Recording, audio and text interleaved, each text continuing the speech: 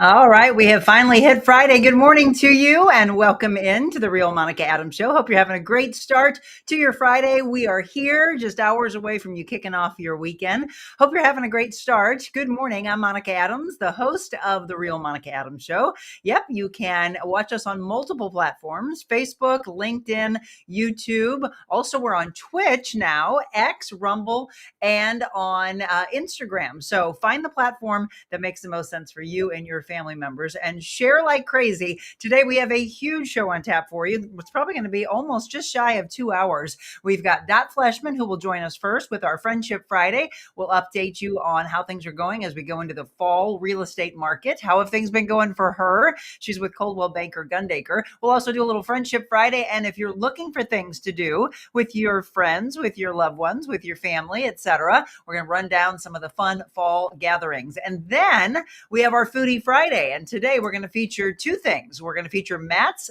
St. Louis food story, which is super, super cool. This book has everything to do with bars, restaurants, shops, and other purveyors. You're going to want to have this in your repertoire. And actually, I would tell you to highly recommend that you go back to it for a resource from time to time of, hey, here's a great place to go to eat. Grocery stores, bars, places to go for tools if you're in the industry. Really cool. While we feature him, we're going to sit down with Chef Nick from Bistro La Floraison, which is in Clayton. So that's our Foodie Friday today. And then we take a break, and at noon, we are live for you as we go to Conjetta Designs. And we'll be sitting down and talking with Connie Bourgeois, but more importantly, featuring Connie and everything that she can do for your brand when it comes to merchandising. So all of that coming up for you here over the next several hours. But before we do any of that, we want to get to how's the weather going to be for all these activities. It's a segment we call What the Weather. Good evening from St. Louis, Missouri, and it is a beautiful one.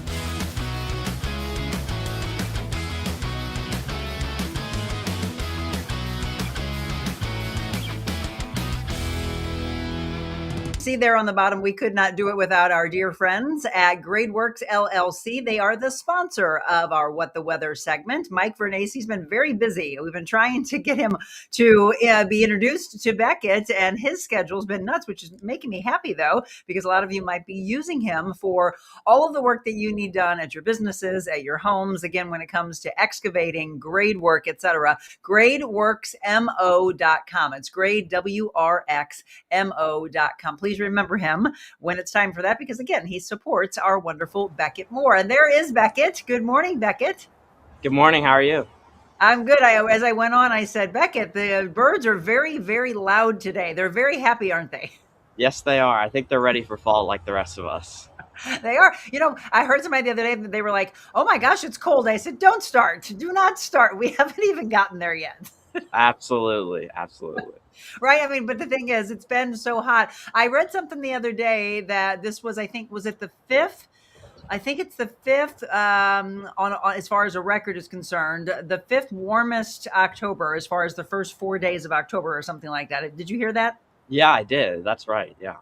Yeah, I mean, again, so a lot of us kicked off the month of October and it was crazy, crazy hot. So I think that's why everybody's saying, oh, it feels like such a quick change, right? Yeah, absolutely. So we're not complaining, but if you're talking about we're going to, by the way, in just a second, Dot and I are going to talk about fall activities. Is this going to be a beautiful fall weekend? Yes, it's going to be pretty nice. It will warm up a little bit into the upper 70s, around 80, but overall looking at a nice weekend, no rain in the forecast. I love that. All right. So what big plans do you have for the fall, by the way? And when's your first break? Our first break, we really only have like a 4-day break, I think, next weekend. This weekend, we're actually doing a Oktoberfest over at our cottage, so I'm excited for that. Oh, absolutely. That's over in Illinois, right? Yeah. Yes. And then, by the way, where do you celebrate Thanksgiving? Because that's going to be here before we know it. Here in St. Louis. Oh, you do? Okay. Yeah. So Beckett, by the way, is outside. You want to tell everybody what's going on with your studio? Yeah, so right now my studio is being repaired. If you don't remember, it actually had a water leak, so I was actually out here for a week or two. Then went back down there. It was still, the floors were ripped out, the drywall was ripped out, but I was still able to do it. Now they're actually repairing it, so I'm going to have to be out here for maybe 1 or 2 shows. Okay, but again, it's not that I have to be. Look how beautiful it is. Your setting is gorgeous. Yeah, I know. It's great out here. Look, he's got the fireflies. He's got the bonfire going. Yes, it feels good. All right, so it was feeling good. Again, we want to see how are things going to be not only for today but into your weekend as you're making plans. Take it away, Beckett. Yeah, so today's going to be a very nice fall day. 53 degrees this morning, mostly sunny skies as the sun rises. This afternoon, 75 degrees as our high and mostly sunny skies. Now, looking at the 7-day outlook, again, we're going to be warming up tomorrow with a high of 77, still looking very nice with those sunny skies for your Saturday. Sunday getting into the 80s, low 80s, albeit, and then Monday 82, but we could do cool back down into the 70s by Tuesday and Wednesday, keeping that sunshine throughout next week. That looks amazing. So no word of any kind of rain again for a while now. Yeah, and unfortunately, we are in a severe route, so we do need a severe drought, so we do need it right now. Absolutely. All right. Well, we'll check in with you next week. You're going to be back in your studio a week from today, right? Yes, All right. Perfect. But again, enjoy that gorgeous setting. Tell your family I said hi and have a fantastic weekend. you too. All right, everybody, that's Beckett Moore. Again, as we mentioned, our segment brought to you by GradeWorks. Thank you, Beckett, heading off to school today on a beautiful day. I'm going to bring on our dear friend, Dot Fleshman, a little bit earlier today as we kind of go back and forth talking about some things before we get into real estate news. But I know we're going to talk about football, talk about hockey.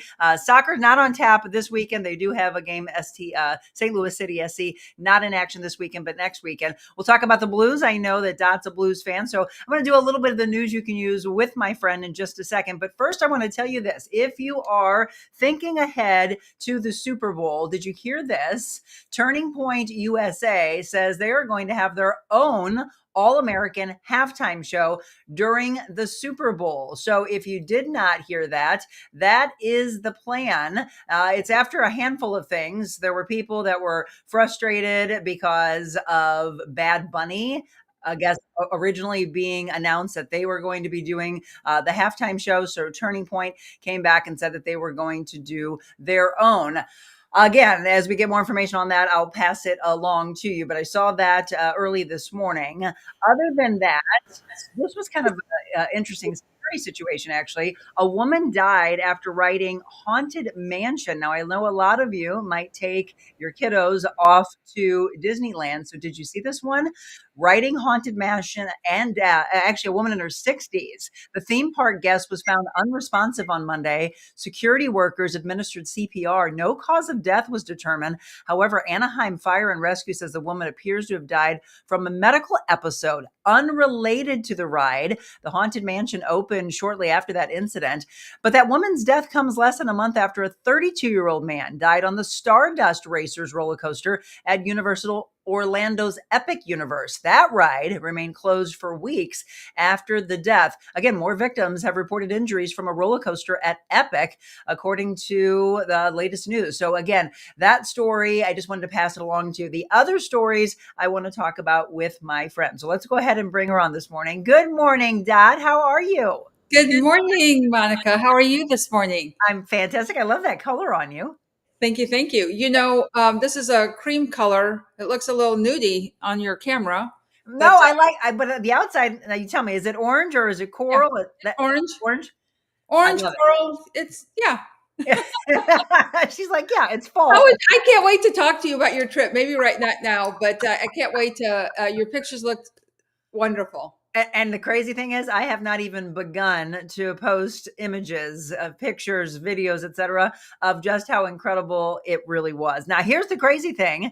We left on Sunday, Dot, and I'm seeing pictures and videos from people who are there right now. On Tuesday, the beach was completely gone. The ocean was angry. It's just up against the wall where a lot of people see that Jim and I just hang there at the pool because of Priscilla, the hurricane status aspect. So people that are there right now, that's what they've been dealing with all week. We missed it by 2 days. Oh, lucky you! Lucky you! I know, but I feel bad for everybody that's there right now. Fortunately, everybody's safe, but it's, yeah, if you all want to just Google the videos and the pictures that I'm seeing from that Cabo area is crazy. But yes, thank you. We had a fantastic time and I can't wait to get caught up with you. Okay. I know you're a Blues fan. Did you see the game? I did. What the heck? I don't. I was writing some contracts and stuff last night, so I had it on and I was watching. But at about 3, or I think it was at 4, I just kind of put it on mute. And If It you was all there. don't know, they not only lost, they were shut out by the Wild 5-0. I was Not like, the best start. Not the best start. I It's know how you end. the How season you just end. started. So if you didn't hear, that's how we wanted to do it. I didn't want to just drop things, and I thought I would talk to Dad about some of this stuff. So 5-0, but again, the Blues are back in action. They're on the road, by the way, tomorrow. So if you didn't see that, and then have you been following Mizzou? No. No, okay. Jim keeps saying that they haven't played a team that's really challenged them, but they will tomorrow. So their game tomorrow is against Alabama. That's going to be a tough opponent. So 11 a.m. kickoff for those of you that are following the Missouri Tigers. He says that's the first true test of the season. They've been doing really, really good, by the way. And if you're a soccer fan, they're not in action this weekend. They'll play Real Salt Lake next Saturday. They've got a late game. So just a heads up to that. Okay, ready? National Day of Calendar. Okay. National Angel Food Cake Day. Do you like angel food cake? I do. Okay, it's also National Cake Decorating Day, which I thought was fun, which is why I wanted to Ah, do this. Yes. So if you all don't know, Dot is very, very was. I mean, now she's crazy busy with all of you with real estate, but she did cakes and cookies and all of that. So today is you tell your sister it's her day. I will. I will. National Angel Food Cake Decorating, National Walk to a Park after you eat all that cake, and it's national for all of us that love accessories, National Handbag Day. So there Yay. you go. Yeah, so a lot of fun things that are on tap for you today. Okay, so first of all, how you been? I've missed you. I've been great. I've been busy, and life is good. Family's great, so I can't complain. I'm definitely ready for the fall. How is your new little grandson? He's fabulous. He's almost 8 pounds. Okay, so those of you who don't know, he was in the hospital for a while because he was a baby, preemie baby. He was Yeah, how much when he was born? 2 pounds, two Woo! ounces, about Oh my 3 months early, and he was in the hospital for about 3 months, and he's home, and he's doing great. I love He's it. doing great. Mom's doing great. He's doing great. Dad's doing great. Yay. Yay. So good. We love positive news. Yeah. Besides that positive news, let me just give you a little rundown. Again, for those of you, by the way, that are new and you don't know my dear friend, this is Dot Fleshman. Dot, again, is with Coldwell Banker Gundecker. She's a real estate agent. And let me give her information to you. Fleshman at cbrealty.com. Her phone number is 314-324-3317. And you can find out more about her on social media as well as dotfleshman.com. It has been a very busy month, and I'm going to tell you why, because I've been trying to get together with Dot. I know I was just out of the country, but still, this is how busy our lives are. We're like, okay, no, even my friend Sally, so I know you know Sally. Yeah. Sally said last night, I think we just need to move in together in order to see each other. Sounds like a plan. A great big house. Can you find that for us? I think you can. I know a good real estate. What? I've got the perfect house. So anyway, but you have been busy and I love to hear this. So before we get into other aspects of what's going on in the market, I love when I see these signs, sold, sold, sold. So tell us about this, Dot. Yes. So this is a client of mine that had a villa, had moved into his new house and wanted to get his sold. So we got it on the market. It sold in three days. This home was sold in 3 days. And this is my other family that we sold their house. We helped them buy their first house. We helped them buy a home. They moved in and then they sold this one. And this one sold in like 1 day. Oh my gosh. So we put it on the market and we had everyone, go in and take a look. It was a busy weekend. And then all of a sudden we're under contract that quick. 3 days, 1 day. And then what about this? This is my client. I helped her buy a home and she's right down the street from me, which is fun. And we've known each other for 35 years. She literally held baby Athena. I have a picture of her holding my daughter. And she said, I think we've been friends for 20. I'm like, well, my daughter's 35. So we've been friends for 35 years. But I helped her find a house. We looked around and she found the perfect home for herself. And then this family looks very happy. And same with them. We helped them buy a house. They moved into their new home and then they got their current home on the market and it sold. It took about a week, about a week. So none of these lasted more than a week. And then this one under contract. This is my dear friend who's a friend of ours together and a client of mine now, Anne. She's a viewer on your show all the time. She might be on. Hello, Anne, if you're on. This house, we helped her find a house. It's a beautiful, gorgeous house that she moved into.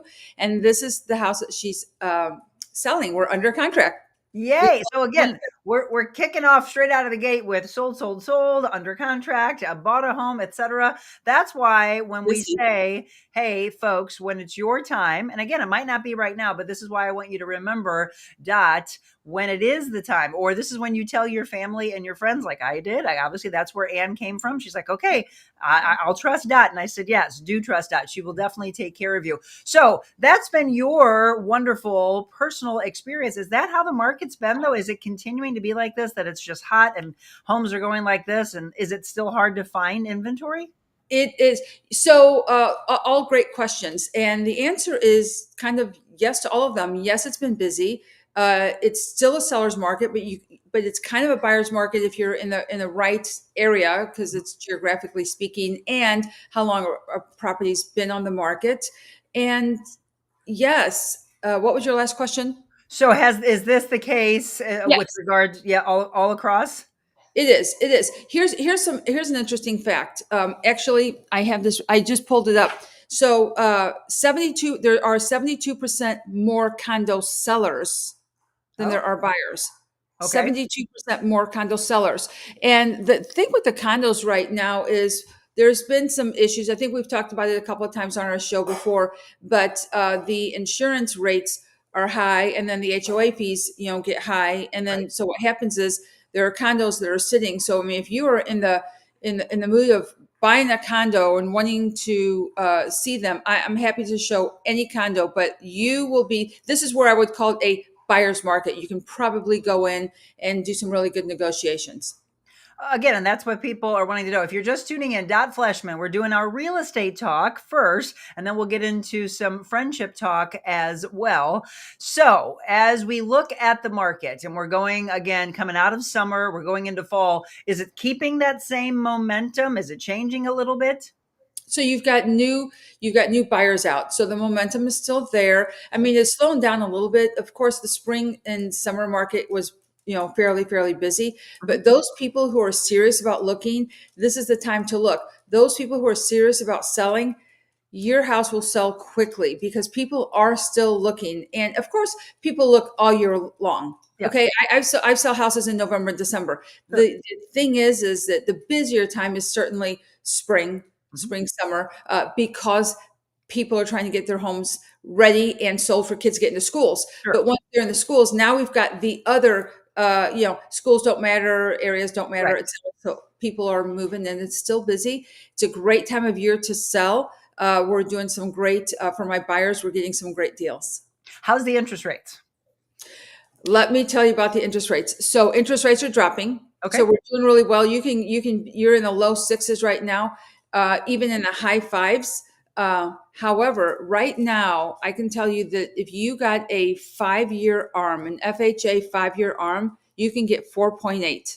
Wow. 4.8 interest right now for the 5-year ARM, knowing interest rates are going to continue to drop. And it's a great deal. If anyone has any questions, put your email address in there and I will get back with you. But it is amazing. I spoke with one of our lenders, and that 5-year ARM is amazing. And you've got to have good credit, but even someone who didn't have the best credit still got a 5-year ARM FHA for like 5.5. I mean, that's amazing. Absolutely. Again, if it's your time, just sit down. But one of the things that we've stressed in past shows is don't all of a sudden go, oh, okay, I'm going to do this, but I haven't done all the work that I needed to do prior to Dot taking over for me, because then you're behind, right? Then you're behind the Dot. Thank you. Thank you. It couldn't have been planned any better. It couldn't have been planned any better. So thank you. That, Monica, listeners, everyone, is the key. If you are thinking about moving, don't wait. Always get pre-approved. It's better to get pre-approved because in 90 days, when that expires, you can just, relist that. But the thing here is there are too many people that I come in contact that are ready to buy a house. They fall in love with the house and they can't get pre-approved. Yeah. And it doesn't mean they won't. It just means they can't at that moment. And that house isn't going to last. So, and you fell in love with it. And now, you can't get pre-approved. Part of getting pre-approved is having them tell you, well, if you could, pay this down or change this or whatever it is, we need about 3 months. We might need about 3 to 4 months, whatever that looks like. That's the time that you need. So I always tell people, if you're even thinking about it, make sure get with a real estate agent, get with myself. We'll get you connected to an awesome lender, and then we'll get you pre-approved. Pre-approved just means, what's your status? Where are you? Can you afford a $300,000 house? Can you afford a $400,000 house? When someone's saying, I found this house, it's $350,000. I love it. I want to go look at it. If I don't have a pre-approval, you might be pre-approved for $275. Mm-hmm. That's what you might be pre-approved for $500 and have no idea. So part of it is that is such an important aspect of home searching. Number one, let's get you pre-approved. Number two, we'll find you houses. I stay in my lane. I connect you with the appropriate lender, and let's do that. Now, also part of that, Monica, is so there's a two-part. So yes, we have to get pre-approved and make sure that your credit score is up, et cetera. But what happens is there are so many things that are out there in regard to money management and how to manage your money. And people make such good money, but then what pulls some people back is bills that are unpaid, whether it's a car payment, a medical bill, whatever. Like, we cannot be late on our bills. It doesn't matter how much money you make. When they see that you are late on a house payment, a rental payment, a car payment, those are red flags. And now your credit score goes down, and then you get different interest rates. Those interest rates we're talking about are people who have really good interest rates. So let's work on that. So go ahead and get with the lender. Let's see, would you be pre-approved? What is your credit score now? And let's work on it. Sometimes it's just these easy peasy, just get this paid off, get this cleared out, et cetera, et cetera. Well, look, it's no different than, think about your kiddos, right? They're at school, they come home, and you ask them, do you have homework? Yes. For me, with being a personal trainer, I tell my clients, hey, the only way you're going to get better is by doing the homework. For Dot, it is, did you do your homework prior to getting with me? This is homework you need to be doing. So again, you play a very important role along with Dot. Again, Dot Fleshman, as you can see, Coldwell Banker, Gunbaker, Realtor. So I love the list here, by the way, as we run through our real estate side. 5 red flags to look for when touring a home. So we just talked about red flags when it comes to finances, but when you are wanting to look at a home, obviously she's going to do everything that she needs to do when you walk in. And if you say, oh, this is the home, Dot, I've fallen in love. And then she says, well, wait a minute, there are these things. I don't know, we might have a problem with this. What are some of those? Okay, so in St. Louis, lots of us know that there are wet basements in St. Louis. Yep. I mean, they just are. Now, those people who want to fix that and do a French drain and do all that, that's perfect. So we still have some dry basements, but when we're going in and everyone's looking at the house, the first thing we want to do is look at the foundation. What is the foundation? The most expensive thing that you would have to put money into would be foundational work. So if you are an FHA, or if you're someone who's a first-time home buyer, I know it's cute and you love it, but you're going to need to spend about $30,000, $40,000 maybe on foundation. Maybe this isn't the house for you. It might be a house for a renovator who's saying, not only am I going to renovate it, but I'm going to put lots of money into it. Sorry, guys, that's my little puppy down here. The real Monica Adams. Investors will put money into the home, and so they can deal with those types of things. But we're looking at foundation. We're looking at roofs. How old is the roof? Not only is how old is the roof, and can we get it replaced? Can the seller, get it replaced before the buyer buys it? The biggest thing is that if it's over 10 years old, you may not be able to get insurance, or your insurance will be really expensive if they'll give you insurance on a home that's over 10 years old. Those are big things that we're going to look at. But then there's those things that we kind of, when you walk into a home, you can almost smell if there's any mold. Right. Some of the older homes, it's got that little bit of a smell to it. So you want to look at mold. Mold cleanup is definitely easily fixable. You have companies that can come out and take care of that. Even foundation work is fixable. I mean, you can call Helitech and come out, and it might be just plug in the wall and you're good to go. When we're looking for cracks, when we go back to foundation, you just slight cracks are fine. I mean, it's concrete. It's just everyone's got cracks in their garage or whatever. It's when you're looking at cracks that go sideways. Okay. Those can be a little nerve wracking, and those are things we need to stay away from. But anyway, with even foundation, it's fixable. Some of it can be, but we have to get the right people out. If you absolutely fell in love with the house and said, but Dot, this is it. Okay, we go under contract. If they accept your offer, we go under contract. We do a home inspection, and we get a structural engineer out there, and we get a functional foundation expert out there to make sure before moving forward. Is it an easy fix? Is it, will you a lifetime warranty on it? That will be fine. Again, and she's going to help you with this, because if you go in and you're like, well, I don't know, is it a big deal? She's going to be able to say, okay, I've been in enough homes. I've worked with enough people in the industry. Okay, this is how much it's going to cost. Do we put this into the people who are selling the home? And hey, we would like for you to either pay for all of it, or maybe we go in half and half if you're really wanting to do this. I can tell you personal, when I bought my house in Afton, when my first house that I bought, there was some issues in the basement. Wood's basement systems came out, and between the seller and myself, we split that. They took care of it. I never had any issues again. I mean, they had that put that sealant or whatever on the wall, and then we painted over that. But that is something that I've been through. And again, if it's just a minor thing, okay, now it's done and you're not going to have issues again. But again, if you're just tuning in, 5 red flags to look for when touring a home: cracks in the foundation, the structural issues, signs of water damage, signs of wood rot, right? So are there termite issues? Is it a big pest issue? Mold, and then roof issues. So if you're all of a sudden going to have to come into a home and you're like, what the heck? I got to put a whole new roof on? That's pricey. And termites is one of those things where you could see termite damage on some property, Monica, especially like with your house where you've got the woods behind you. Yeah. I mean, the termites may be around, but it's like you could see that they've been there, but they're not currently there. Right. As long as you do, it's just like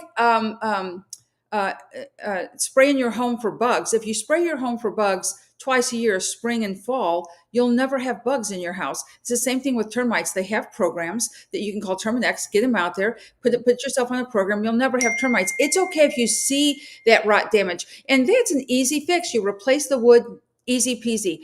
The big challenge is is it currently infected? Right. And sometimes you could see the wood on the outside. It looks beautiful, but the minute you touch it, it falls apart. Then the inside is right. So again, your inspector will find that. We look at that when you see something like that. I always like touch it and we'll take a look. But we get through those 5 things when we're looking at a house just to make sure that, what are we walking into? How much? So again, my situation is I walk into a house to say, how much will my client potentially have to pay on top of what they're paying? So you're buying a $350,000 house. You've got to have a down payment. So you need money there. You need your earnest money to hold the house. You need closing cost dollars, right, to close. So now once you get past that and they hand you the keys, how much money is it going to take for you to get the house repaired in order to move in? So those are the numbers that we're constantly looking at and constantly talking about before signing. And by the way, all of you that are watching now, or if you watch this later, I love when you drop your own comments in, right? Your own personal stories. Sometimes they're testimonials. Again, Anne just wrote and said that Dot is a real estate angel. She is the best. So testimonials are great, but it's also firsthand experience. I just told you about what I went through with the wet basement. It was also a contract that we pulled because when it came to the inspection, it was, oh, see this trail right here? That's termites. You don't want this home. There's going to be a lot of issues here. If you do want this home, this is what you're going to be looking at. And so I appreciated that at the time. And when we sell now, you obviously know we're going to use Dot. Dot will say, guys, I don't care if you have fallen in love with this. Here are the problems. We also we put a contract down on a house in Labadee. So that's where we would have lived. That would have been really far from our families. It was probably a God wink, but in the inspection, something came up with their septic system. And the inspector said, I'm going to tell you right now, the shape that this is in, if they didn't take care of this, then what else did they not take care of at their house? That was his comment. And right away it was, okay, this is a red flag. Do we want to get into this? There were parts of the home that were just absolutely stunning. And I kept looking at it as a great, entertaining house. And Jim's like, nope, I trust the inspector. I agree. We're going to pull that. And so, again, you got to think of these things. What do you want to get into? What do you not want to get into? What kind of cost are you going to incur, et cetera? By the way, before we take our break, if you want to, and I think you should, get on a newsletter that Dot puts out regularly. How do they do that, Dot? And what's in those newsletters? You go to dotfleshman.com, and once a month you'll get a newsletter that just has anything to do with literally. It's not just about homes, but it's like family, it's life. It's a great newsletter that has a lot of things like how you decorate your house, what do you do with plants, what type of food is in there. So it's about life. And do you have recipes in there? I do. I know. Rose, who is one of Dot's biggest fans, Rose says on closing day on our house, which was a long time ago, or we would have used you, we had a torrential rain. The basement was flooded, had no idea. Our closing was delayed. Praise Jesus, it rained during the walkthrough. Yeah, that was a God wink. Wow. That's a big thing. I mean, when we buy these houses, again, the sellers fill out a seller's disclosure, and the legal part of that seller's disclosure is to say, honestly, what happens. And it's important to say, we have a leak here when it rains hard. And if you don't write stuff like that down, you can get in trouble later when someone comes back and says, well, you didn't really disclose that. Yes. And I bought this house. Absolutely. Again, be honest. The show's all about being honest, right? And authenticity. It's very, very important. For any of you that just tuned in and you missed our real estate talk, remember the information to get in touch with Dot.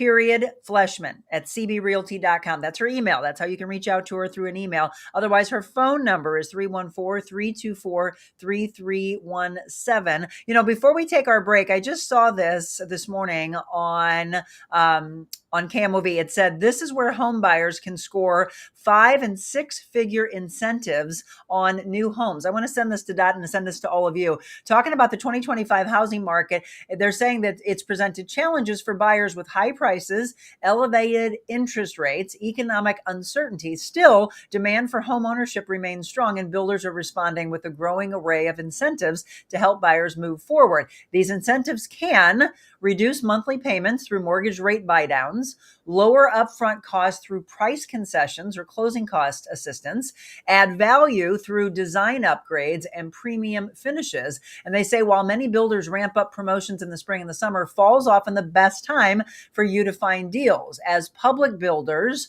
including, and there's an array of them on here, approaching the end of their fiscal years, they're launching a variety of promotions to boost sales and meet year-end goals. So they run through all the different areas and then kind of talk about nationwide, outside of the box incentives, etc. I'm going to send this to you, my friend, and I'm going to actually drop it in for all of you as well, since we are talking real estate. As I take a break, Dot can look at it. All of you can as well. So look in the comments. I'm going to drop that in for you right now. But anyway, I just saw that. Before we take a break, anything we didn't talk about from a real estate standpoint before we get into our... You made 2 great points. So closing costs, we definitely can do that. And I like to write for certain clients. I like to write that into the contract. Let's just say they're asking for $300,000. You're going to offer $305,000, $306,000. We're going to ask for $6,000 back for closing cost support. So yes, that is something that we definitely can do. And then the buy down rate, that is another thing that we do as well. So let's just say that they want to fix something for you, and they say, you know what, we don't want to fix this. We'll just give you $10,000, and then when you move in, you can fix it. So they don't actually give you the $10,000 cash. So they take the $10,000 at closing costs. But if you can't utilize all of those funds, what you can do is work with your lender to use the remaining dollars to buy down your rate. So the first 2 years of owning your home, your rate would be a lot lower than what it would be, let's say you get it at a 5.8% or a 6.0%. Your rate will be a lot lower the first 2 years. Okay, good to know. So again, a lot of times if we see something that pops up in the news and we feel it's timely, we'll bring that in. That literally was just there this morning. A lot of it could be also for people who are moving out of the St. Louis area and they're maybe looking into other cities. So when you look at what I just dropped in for you, they kind of break down Atlanta, Austin, Charlotte, Dallas, Houston, Orlando, Raleigh, San Antonio, and Washington, D.C. And then they talk about some incentives for you just kind of nationwide. So take a look at that. I'm going to take a break. When we come back, we've got some great ideas for you with regards to fall festivities. And if you're looking for things to do, you've got some time on your hands, Dot's compiled a wonderful list for you. So don't go anywhere. More with Dot Fleshman when we return.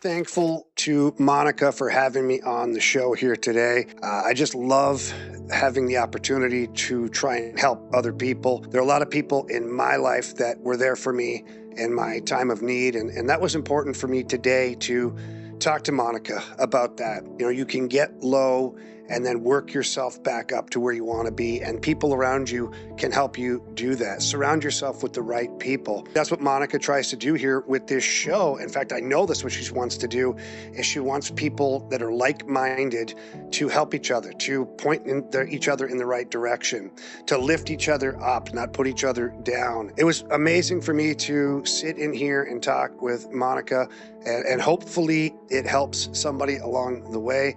I know that every show that she puts on is fantastic. It's worth your while to be tuning in every single day. Don't worry about some of the negativity around the world, whether it's on TV and this, that, the other. Tune in here to Monica and let her tell her story as well as her guests tell their story. There's always something that you can get from somebody else. And if you pick up just one little thing that helps you, that makes this a success. And that is why I'm here with Monica today.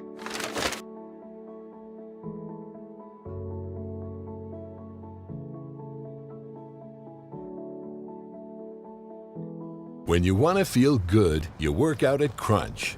You don't go here, because here feels bad. But here we help you feel good, feel strong, feel rejuvenated. Join Crunch Fitness today.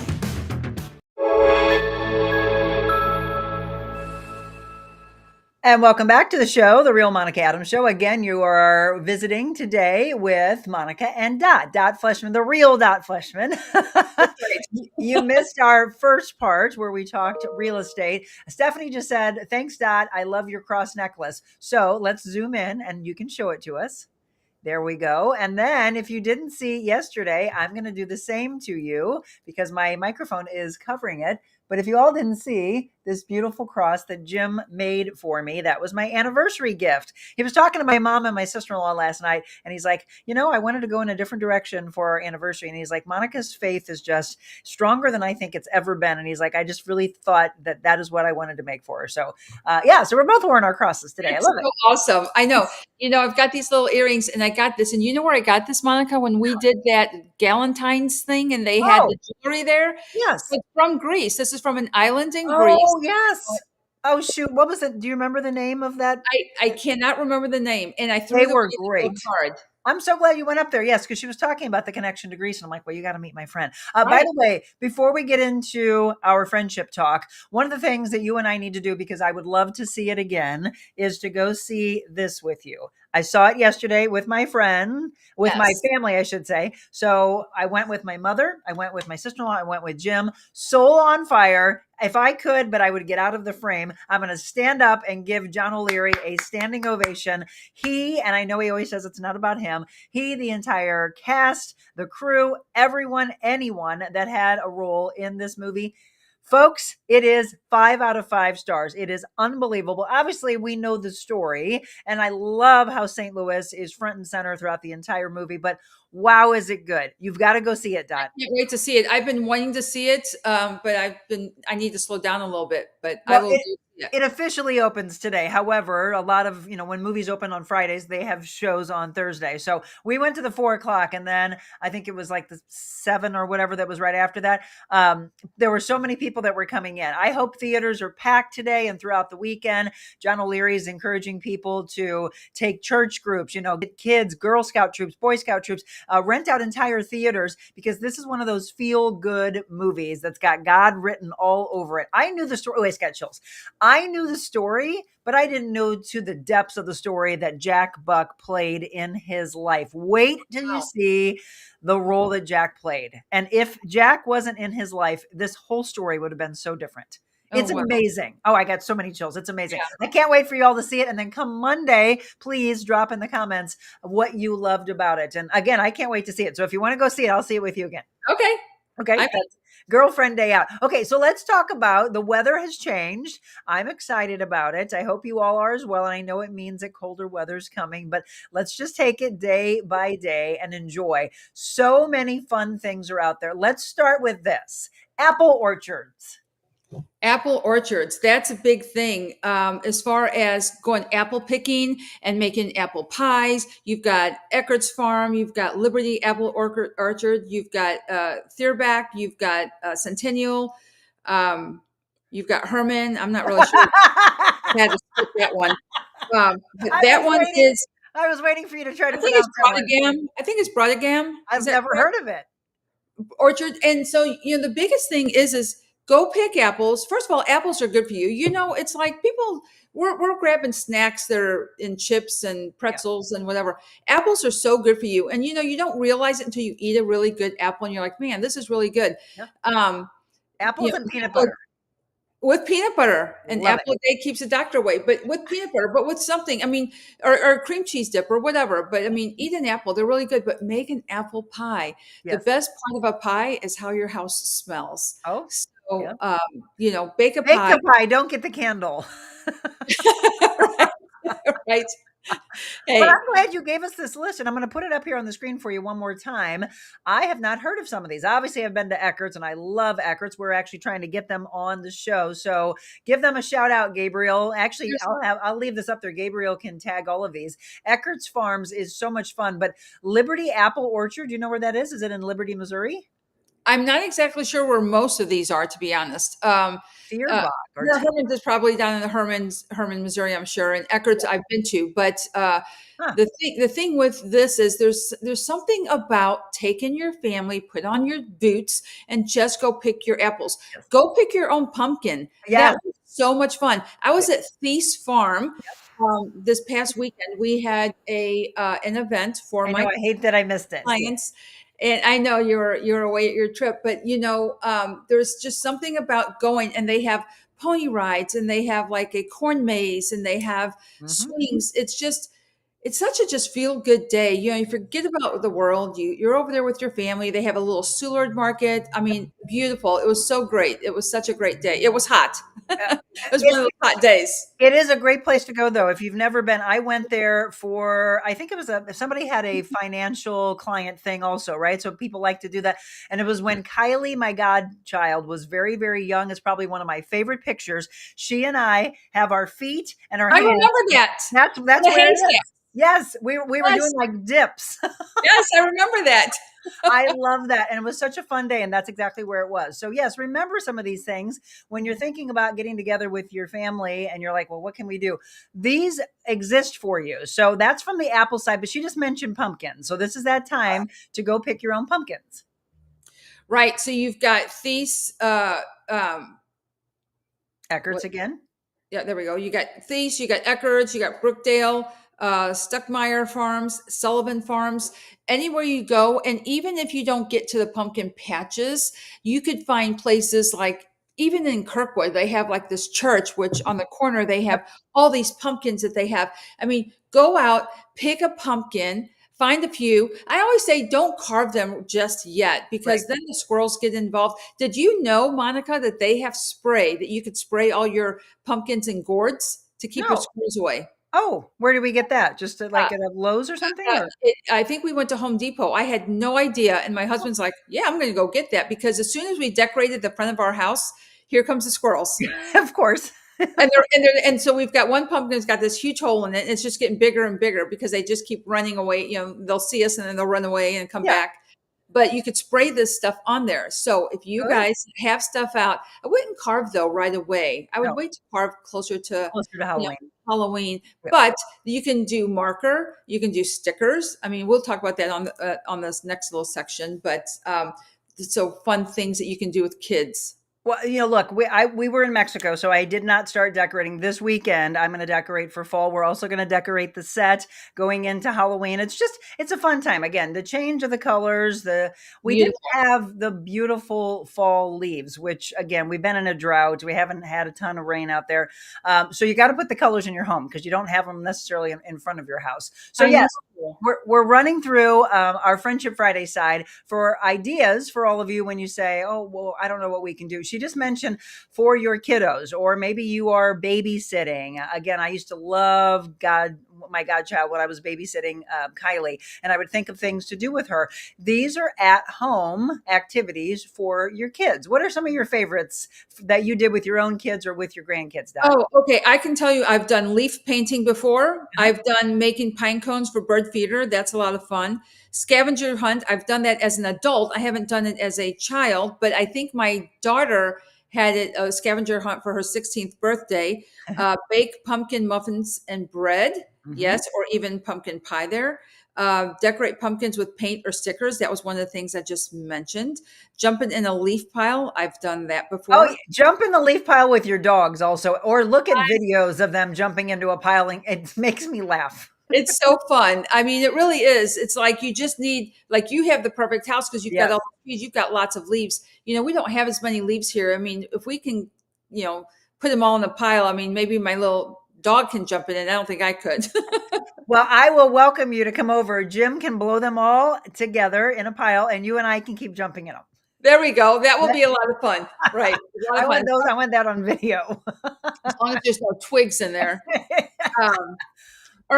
And then there's create a thankful tree with paper leaves. I mean, I love that, where you teach your kids to be thankful and ask them, what are you thankful for? And even if they can't write, you can write it and you stick it on there. And then every day you just talk to them, what are you thankful for? What are you thankful for?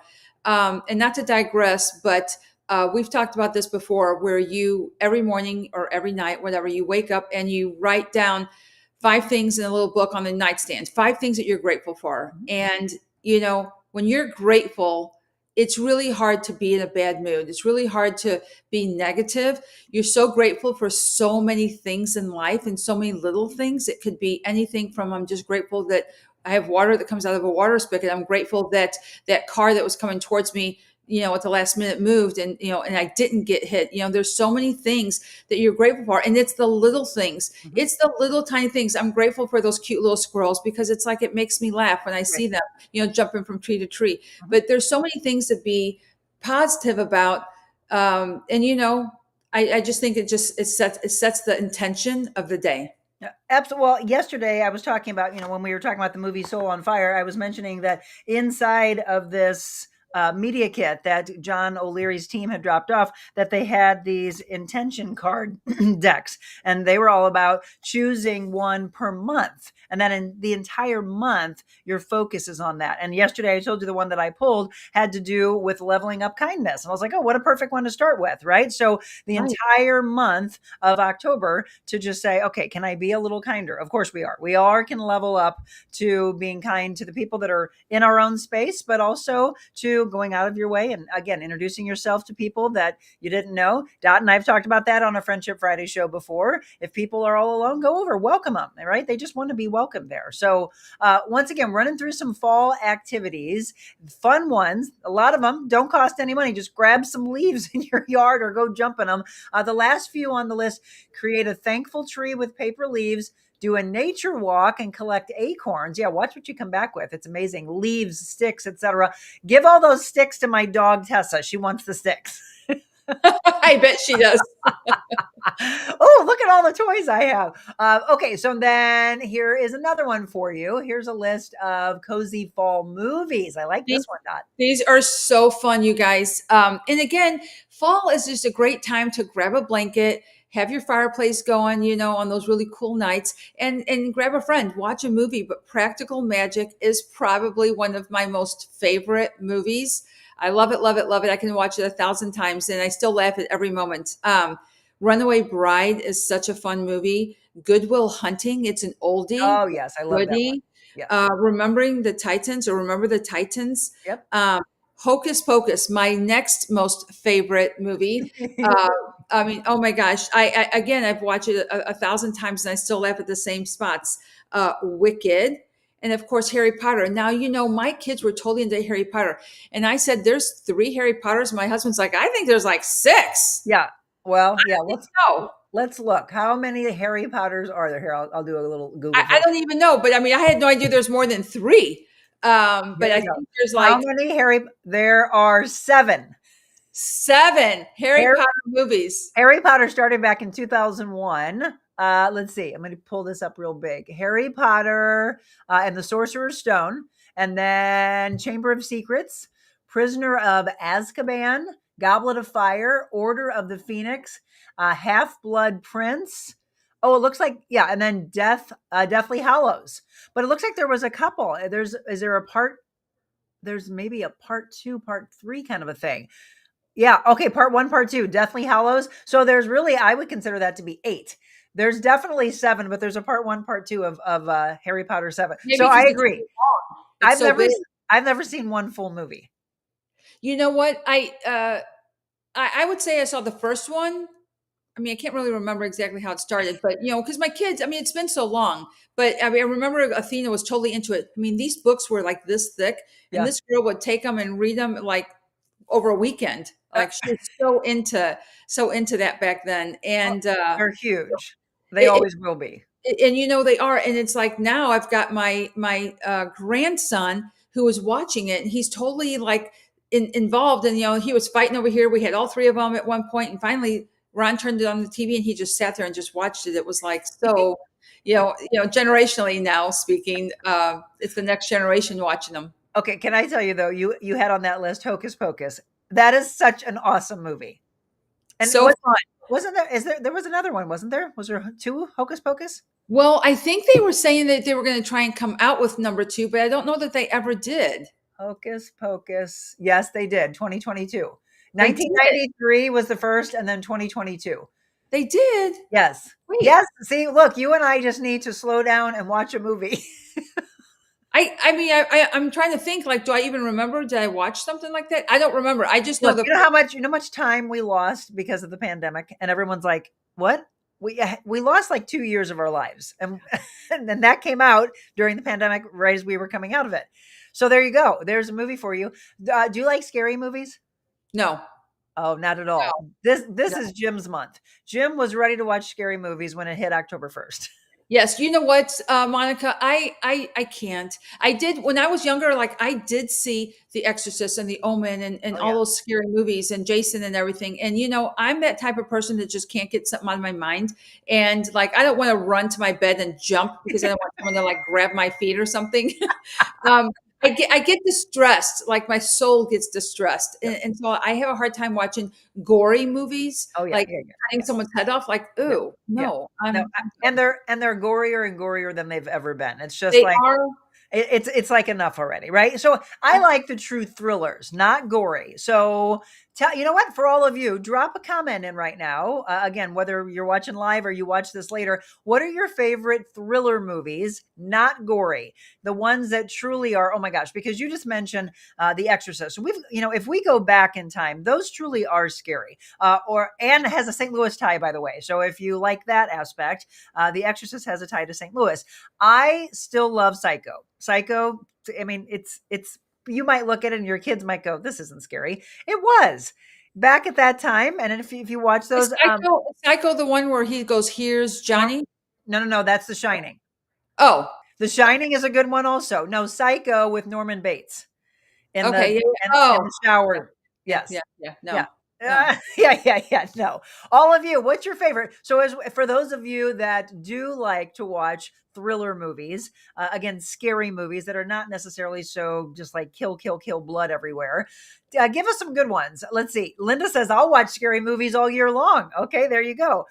Rose says the news is scary enough. I know. You know what? And that's the reason. But this is a good point. The reason I don't like those is that I just think it gives evil even more ideas. There's just some really sick things happening in our world, and that's exactly true, Monica. That's the problem. And then we look at what we allow kids to play on video games, and it's so violent and they become so immune to it that they're like, what's the big deal? Well, it's a big deal because you're taking someone's life and you're doing it in a very gory way. So I like more of the true thrillers. You look back at Halloween, it was scary in the beginning and then it got crazy. Friday the 13th, those were kind of, I don't know. It's funny to watch the very first one and you're like, really? Come on. And they're right there. Just turn around. Right. Oh, Stephanie, that is a great one. Amityville Horror. Oh, yes. Wow. Blood. Oh, my gosh. Again, folks, give us some of those. Give us the true, let's go back in time and just think decades ago, the true thrillers that were out there, because I just think they were so much better than what it's gotten to. All right. Anyway, let's wrap up. So we've got a wonderful food segment coming up for you. So I don't want you all to go anywhere. We have a whole nother 45-minute show.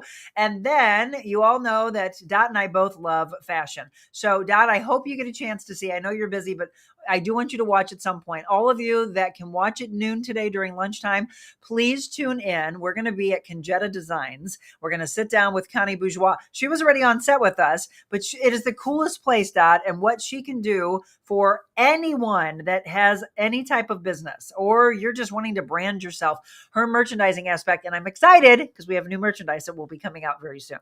Yay. And yes. Where is she located? She's in Lafayette Square. So it's not a retail store. She does have some brands that she carries, and maybe a couple times a year she'll do these sample sales.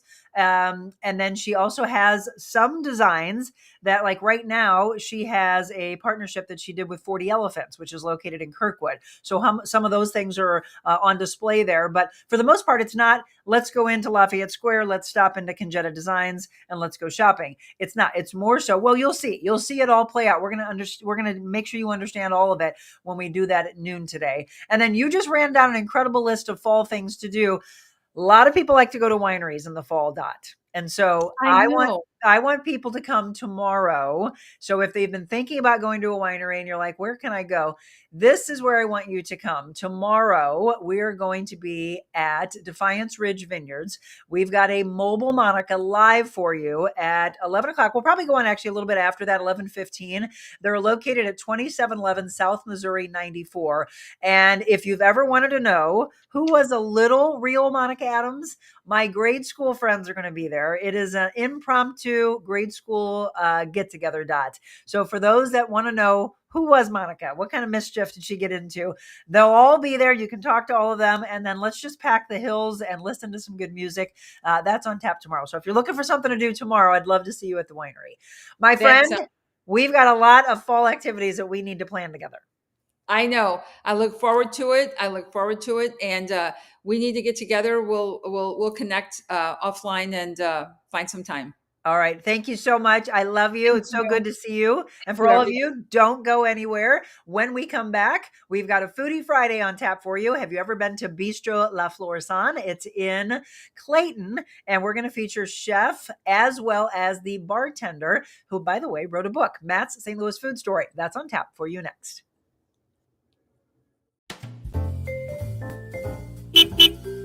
Welcome to the mobile Monica version of the Real Monica Adams Show at my favorite restaurant. There's something about a coffee house that's just very warm and welcoming. Gives you that sense of community. What are you most proud of since you've opened it? I cry easily. I'm thankful for everybody here. You opened the door during the middle of the pandemic. You got the best Italian restaurant in the United States. Here in St. Louis, you put us on the map. Does it scare you? You go through fear? Terrifying. So how do you get past the fear? We find something to laugh about.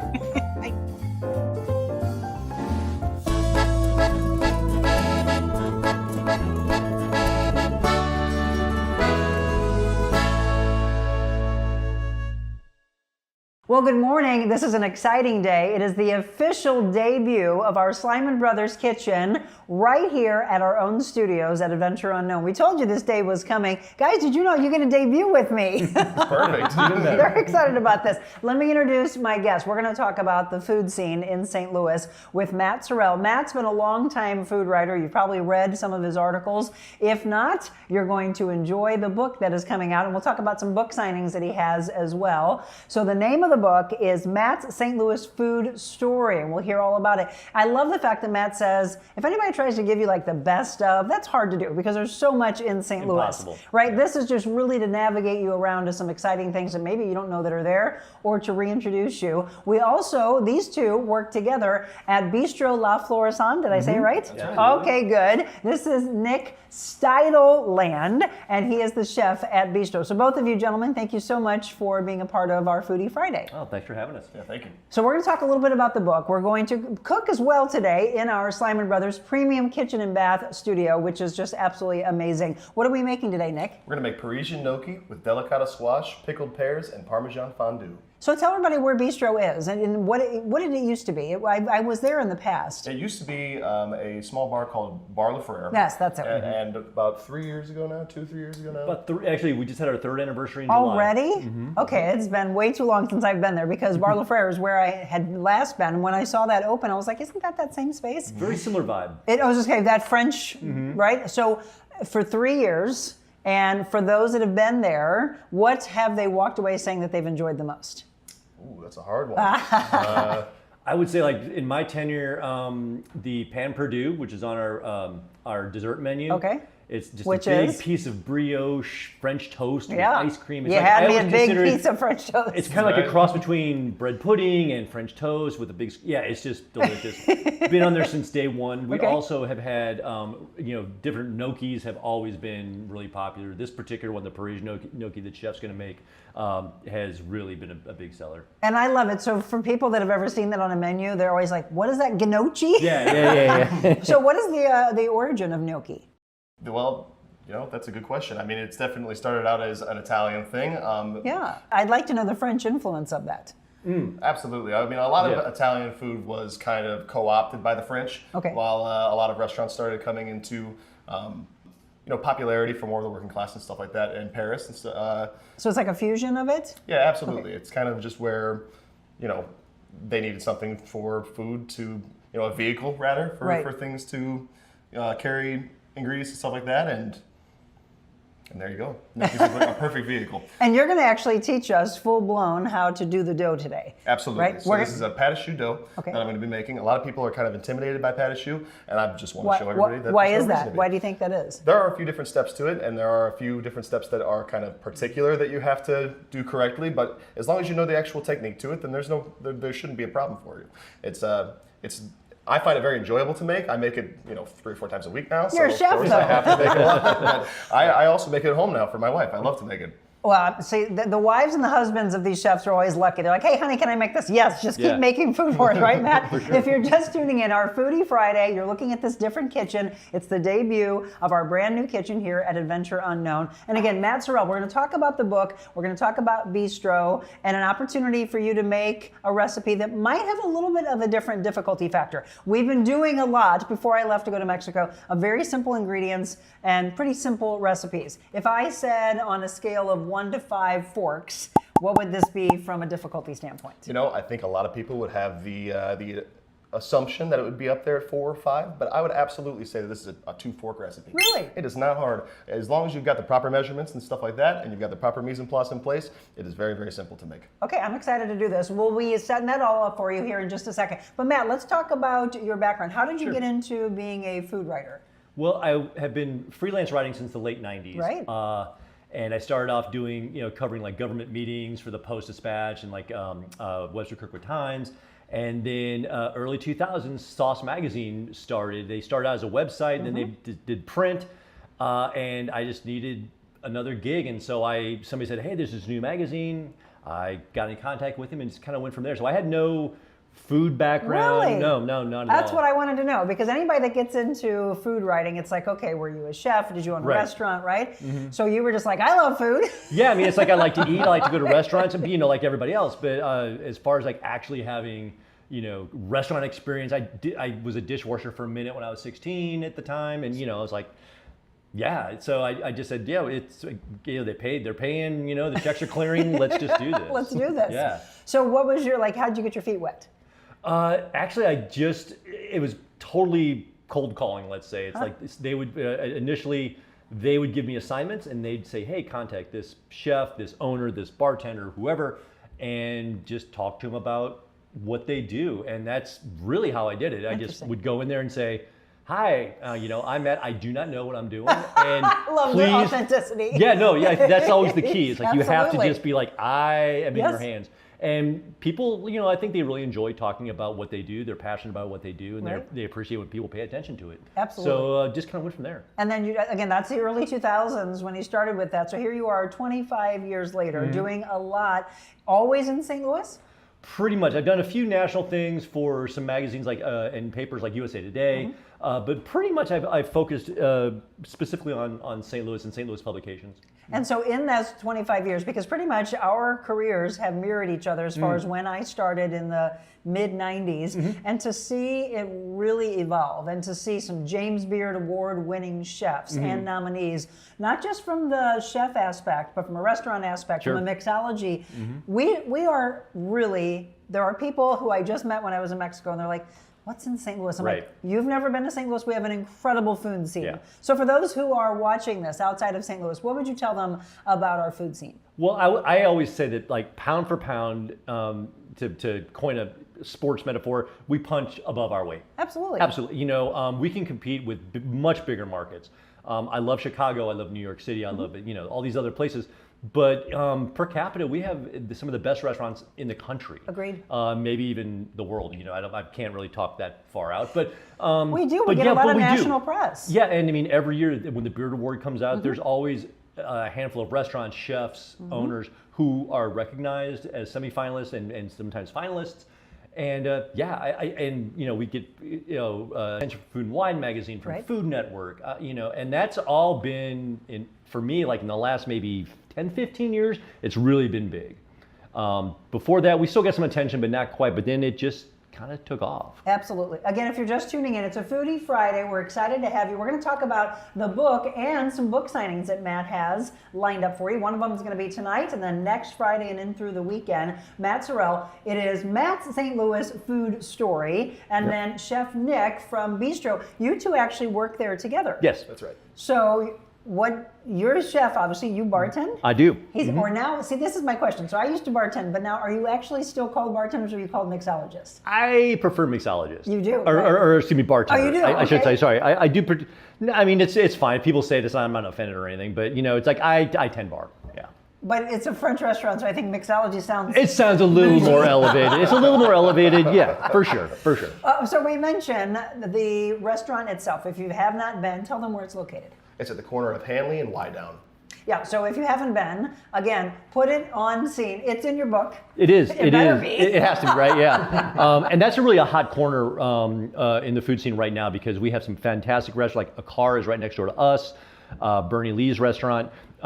We've got Bar Moro across the street. We've got Wright's Tavern across the street. And Prossel's Deli is right there. So it's really like a hotbed. Well, and I'm very big. My husband and I love to do this. If you want to make a progressive night out, that's a really great opportunity for you to do so. Start here for an appetizer, go to dinner, go to and a lot of people dessert. really for sure do that. Yep. Unfortunately, like in St. Louis, one of our limitations is we don't have like much of a metro system, so it's really hard to say like we're going to go here and then jump on the L and go over here. Right. But yeah, we do have like little neighborhoods like ours where you can really just make a night of it and just be right there. Absolutely, and I mentioned at the beginning, Matt, that if someone says, "Okay, Matt, you've been writing for 25 years, give us our top 10 list," and it's like, seriously? Yeah, there's can't just do it. No. And so why do you say that? Well, there's just too much. One of the things I mentioned in the foreword of the book, and I always tell people, is this is not like a greatest hits. Right. This is not like my favorite, top however many. I had to like really do some serious curing and cutting to get to what we are in this. And so hopefully we'll get number 2, number 3 coming out someday. But yeah, it's just there's just way too much stuff, and there's something for everybody. There is absolutely. One of the things I love that Matt does, it's not just people going, oh, okay, so it's Matt St. Louis Food Story, okay, so it's all restaurants. No, there are grocery stores, there are places to get the tools that you might need in bartending. For sure. From a chef standpoint, it's these ethnic areas that maybe you've never been to before. It's rediscovering something that you haven't been to in a long time, or discovering something for the very first time. And that's what I really loved. I read your book, by the way, while I was laying by the beach in Cabo. Oh, I was like, this is great. Yes. So we're talking about Matt's St. Louis Food Story. You've got a book signing this evening? Yes, so I'll be at the Royale on Kings Highway, which is a great which is plan. also in the book, Yes. and it's a fantastic bar. It's if a you've never wonderful gone there. place to go for. This is really what I think. My draw to the Royale was when we went to watch the Kentucky Derby. Yes, Steve Smith, who is the owner, the tavern keeper, he does a fantastic, Yes. all stops pulled for the Kentucky Derby. Now, I actually won Best Dressed there one time. Did you really? Yep, me and a friend of mine. I was like, okay, this is such a cool place. Great vibe. That's awesome, yeah. And you talk about that, like the vibe of St. Louis and the vibe of some of these places. So, again, we're going to talk about this. We're going to, as we take you through Matt's St. Louis Food Story, we're going to be cooking up gnocchi with Chef Nick. So we're going to take a quick break. When we come back, we're going to start our cooking. We're going to start probably by learning how to make the gnocchi, right? So from before we take the break, from beginning to end, how long would this take somebody if they want to do this recipe at their house? So I have the benefit of being able to get it all ready in advance. So as you say, I have my mise en place all ready to go here. If you didn't have your mise en place all ready to go, I would say you could probably have this on the table within an hour and a half. Okay. And it also just of course, depends on what you want to put with the gnocchi. The actual dough making process is super, super simple and straightforward. Okay. And in fact, it's actually better done the night before anyway. Okay, well that's the thing. It's all about are you prepping in advance to make your life a little bit easier and not so stressful. Right. All right, we're going to get to cooking on this Foodie Friday, so don't go anywhere.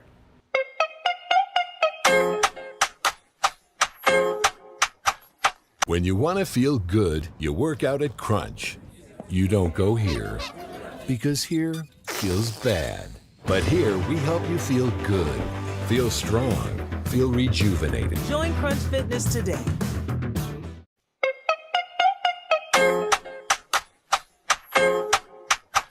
Welcome back again on this Foodie Friday. Excited to have you in our brand new kitchen. So if you are just tuning in, it's again a debut of our not only Slyman Brothers appliances, but premium kitchen and bath. So when it comes time for you to maybe move into a brand new house, you're going to design your own home, remember our sponsors. Again, let's support those that support us. This is an absolutely beautiful kitchen. If you're just tuning in, Chef Nick Steideland from Bistro La Floraison, as well as Matt Sorrell, Matt's St. Louis Food Story. We're talking about his book today. So Chef, every time I have this weekly segment, I ask every chef, do they prefer cooking on gas, electric, or induction? That is a very hot button issue in the community. Personally, if you ask me, I would prefer gas just because that's what I'm most used to. But after working at the bistro for about a month now, I gotta say, we only use induction at the bistro, and I've actually been enjoying it quite a bit. So that is a true induction kitchen? 100%. We have 4 induction burners. Wow, okay, well that's what this is, by the way. You can see this is, we've been cooking, by the way, for the last several months in the demo kitchens at Slyman Brothers Appliances, talking about Sub-Zero and Wolf and Cove. They have many different brands and many appliances. This is the debut of our induction stove. Pretty simple to use, and I tell you what, you want to boil water in like 90 seconds? Yes. So what do you love about, now that you've been introduced to induction, what's, from an ease standpoint, what's been great for you? Well, you already hit on like the number one thing. You put hot. you put water on there and you turn around and you come back and it's boiling. Also, it's very consistent. You don't have to worry necessarily about when you're changing on a gas stove. It has a tendency to kind of just go wherever it wants to stop. Sometimes your medium high will be here and sometimes it'll be here. With this, number 4 is always going to be number 4. Right. No matter what. It's so easy, by the way. I mean, there's the 4 different areas. Now, it is important that you need to have induction-ready pans, pots, things like that. So it's not, you might have to change that around a little bit, but once you have that, you're ready to go. And it's easy. I mean, you just turn it on and you just slide on each one of the little squares of wherever you're cooking. So again, if you're just tuning in, we told you we're going to make gnocchi with Chef Nick and with Matt. We're going to talk about some of Matt's St. Louis Food Story as we do so. Okay, but we're going to start with making the dough of it? Yeah, absolutely. Okay, what do we need? So in this pot over here, I've got water, salt, and butter. Okay. And I'm just going to go ahead and turn that up to just get it just to a boil here.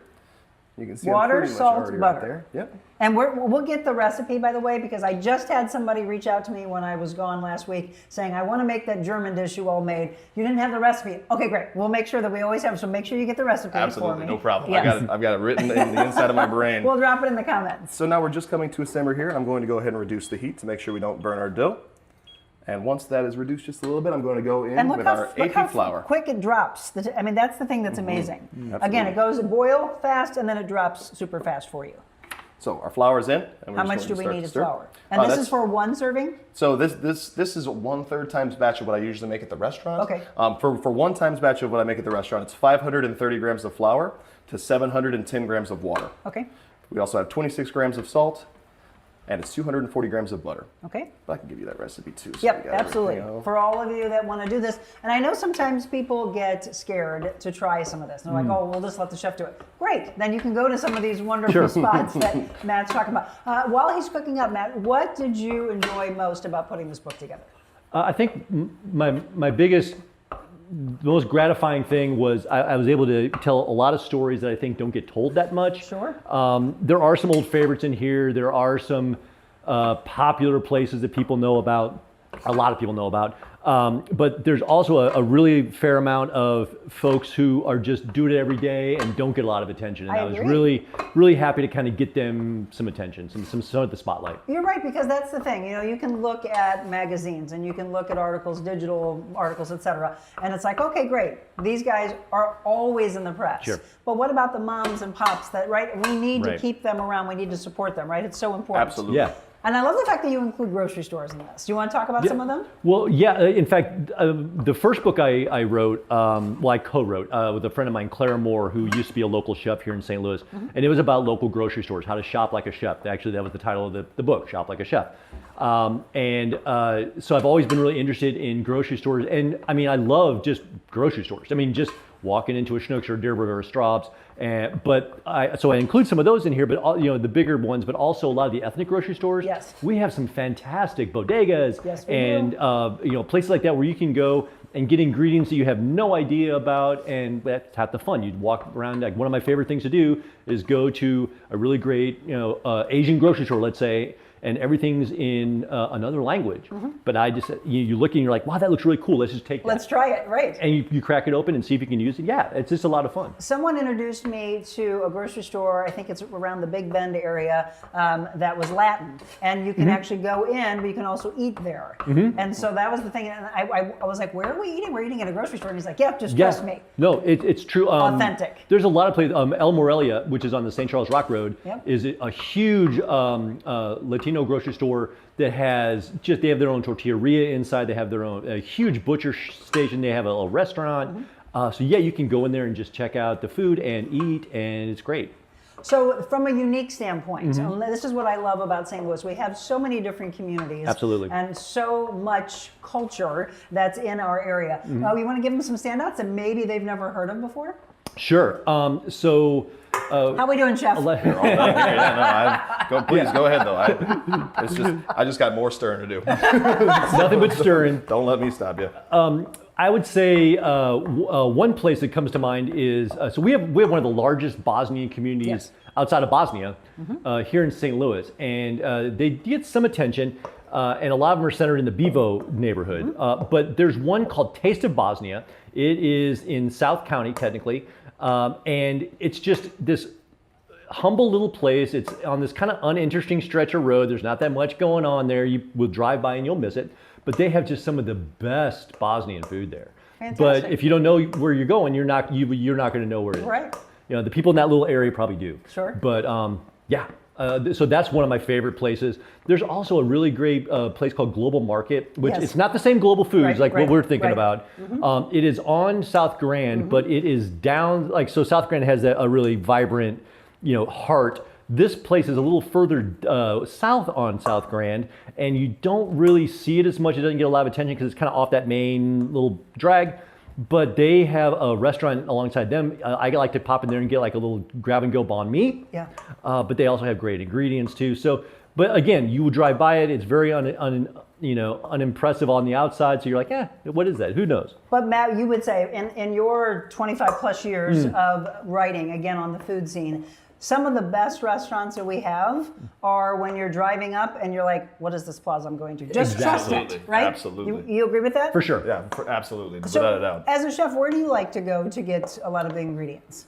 To get a lot of ingredients, I actually live right down the street from J Supermarket. Yep. On South Grand as well, and I could walk there, and I do walk there pretty much once, twice a week. I walk there. He's like this with all the bags. That was my first international grocery store experience in St. Louis. Jay's. I don't think I've ever been there. They've been there for, I don't know, off the top of my head, maybe 30 years-ish. Holy cow. Something like that. But yeah, I love that place. The culture scene on South Grand is amazing, by the way. It is, big time. And again, so if you're just tuning in, Matt's St. Louis Food Story, that's the book we're talking about. The restaurant, again, Bistro La Floraison, and Chef Nick Steideland and Matt Sorrell are our guests on this Foodie Friday. By the way, that's how you get mussels. I mean, that was a lot of stirring. So here's the thing, and I did this on purpose because just in case somebody at home doesn't have a KitchenAid mixer, you know, typically I would use a KitchenAid mixer for this. But if you don't have one, you don't need one. You can absolutely just stir it by hand. Look, that's what Grandma and Grandpa did. That's right, exactly. Or if you they forget didn't to bring have, one. right? Right. I mean, that's the thing we take for granted. There's all these things that we have now that they didn't back then. For sure. That was hard work back then. Absolutely. So you're doing this for a while. How long would you say if we don't have a mixer that we should be mixing? So it's just a matter of actually getting a temperature in the dough. Okay. I'm going to add egg yolks after this, and I really don't want them to cook because it's going to just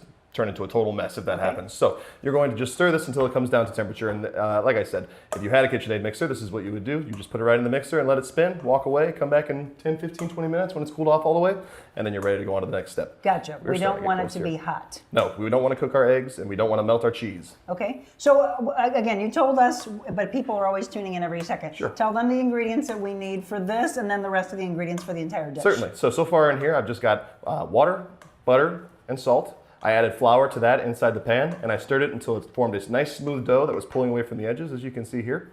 I took it out of the pot, and now I'm mixing it inside of a bowl until it comes down to temperature that I can add in my egg yolks, my Gruyere cheese, a little bit of Dijon mustard, and then I'm going to mix that all the way until it's completely homogeneous. And then after that, we'll go on to the next step of actually shaping the gnocchi. So, and that's going to be fun. I've never made gnocchi before, but I love it. So when you, as a chef, you have somebody that's first introduced to gnocchi, what proteins would you say work well with it?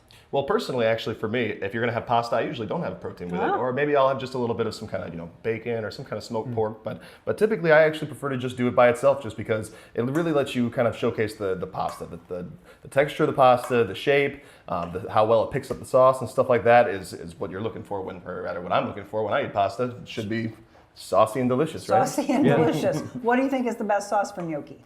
Oh wow, brown butter. Brown butter. Which I have right over here. What we're gonna do today. Exactly. I mean, for me, just really, really simple. Really, really simple flavors begets exactly what it is, right? Like you want it to just really showcase the pasta. And so, brown butter, a little bit of vinegar, a little bit of honey maybe to sweeten it up, which like I said, is what I got over here. Other than that, with this dish today, we're gonna do some delicata squash that I have poached off and some pickled kefir pears. Fall. Yes, it's perfect. This was when we were coming up with the dish and kind of putting together all the flavors we wanted to put together, we wanted it to just be that nice little kind of decline into fall. Pears had just started to pop, and so it was like, how can we use these beautiful kefir pears we're getting out of Columbia, Illinois? Love it. And so the thing I always like to do is, okay, we've got this wonderful dish. Now, from a bartender or a mixologist or a sommelier, what is the best drink to pair with this? I would say, for me, pasta-wise, I think like a lighter red, like with this particular pasta, instead of like a Cabernet Sauvignon or a Pinot? Something like that, I would say a Pinot. Yeah, I would say like just something nice, a little bit of body to it, but nothing too heavy. Right, so you don't.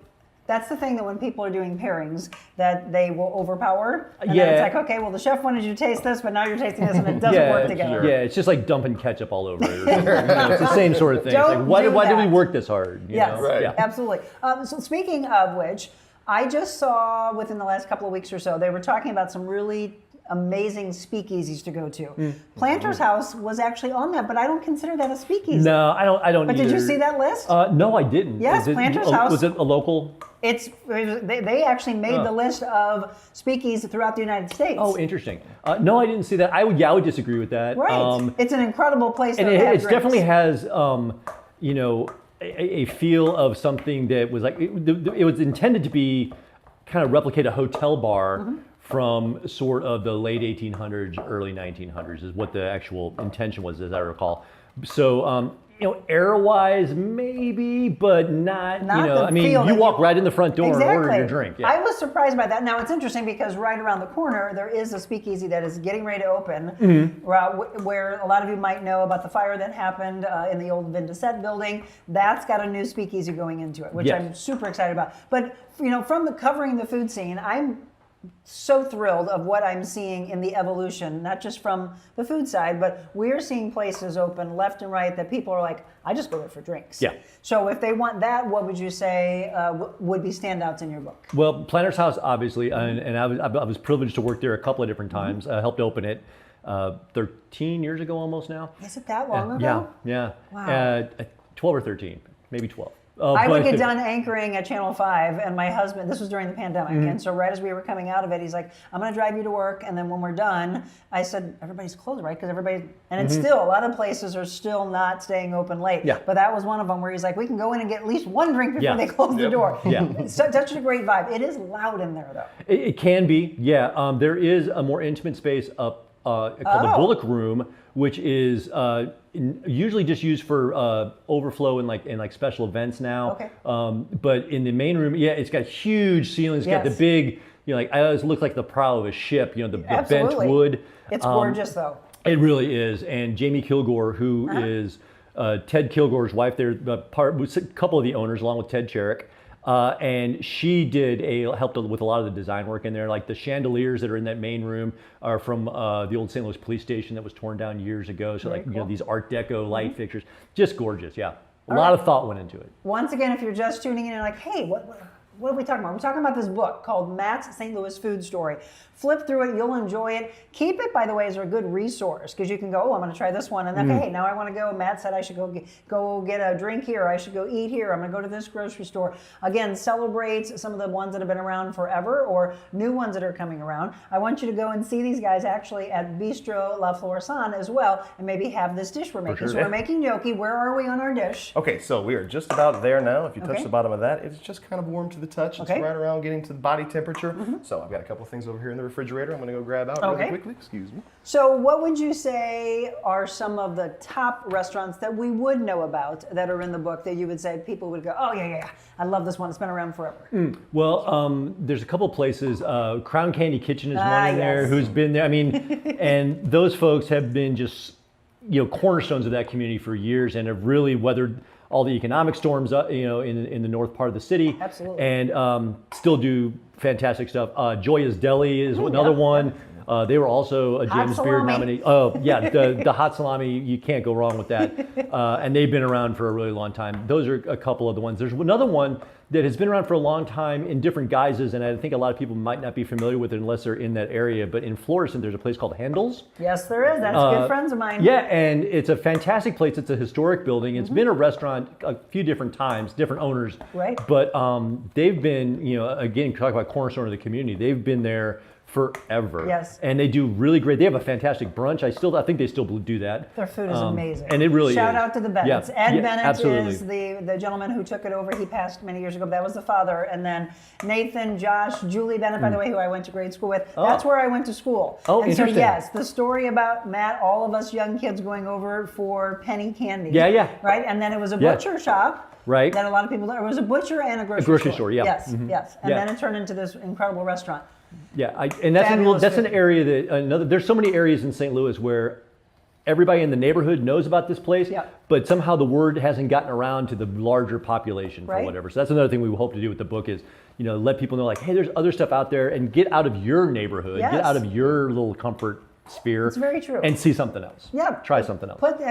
Matt's putting a lot of these people on the map that need some of that notoriety. Sure. Right? And we keep talking about the importance of support the small businesses, the mom and pops. They need that. Yes, I understand some of you like the big chains, but I'm so into, all right, Matt, introduce me to this. I've been in St. Louis my entire life, but what I loved about your book is, okay, I've never even heard of this one. Right. I got to go there. Right. What are some of the most unique styles of food that you think you feature in your book? Well, one of my favorites, and this is another South Grand staple, that even though it's been on South Grand and it's kind of right there in the heart of things, I think there's a lot of people who still don't know about it. It's mescarum. Right. It's an Ethiopian restaurant down there. Just fantastic place. Great. I love going there for lunch, and most of the time you eat with your hands. It's on this bread, and I'm going to mispronounce it, but I believe it's called injera. It's like a spongy, kind of tangy flatbread that the food is put on, and a lot of it is vegan and vegetarian for those of you who don't eat meat. And you just grab just chunks of it and eat. Yeah, and I always tell people, it's like, do not go there and ask for a fork. Do not bring your own utensils. Do it like you're supposed to do it, and give it a try. It's fun. And then here's what's going to happen: you bring your kids along, and then of course you try to tell you eat. No, I just ate at this restaurant with my hands. That's true. On, Mom and Dad. Yeah, exactly. Okay, you put the eggs in. So yes, I put in the Gruyere cheese. I put in our Dijon mustard, and I worked that all the way in. And I'm just finishing with the egg yolks that I have here, and we're going to mix this until it's just all the way mixed together, and we're going to go right into our piping bag. Yum. This is the hardest part, by the way. Just mix. Stir 'em. Again, but he's showing you this. If you have a mixer at home, we would just be able to mix quick. Absolutely. And then you don't have to sweat. Right. It's all right. I deserve it. I forgot to bring my KitchenAid mixer. I deserve to sweat. I know, but there's a lot of people that don't, there are people who are old school and they want to do this by hand anyway. No, sure. You know what? I mean, exactly like what we're doing here now. Just sitting around and talking. Yes. You know, while you stir, while you shape pasta, stuff like that. That's the whole reason we do this, isn't it? Yeah. Well, and Matt, you mentioned we eat with our hands at some restaurants, but we eat with our eyes, right? Oh, It's yeah. this whole thing about presentation, and it's like, wow, I can't wait to get into that. But enjoy it, savor it, talk like we are talking here.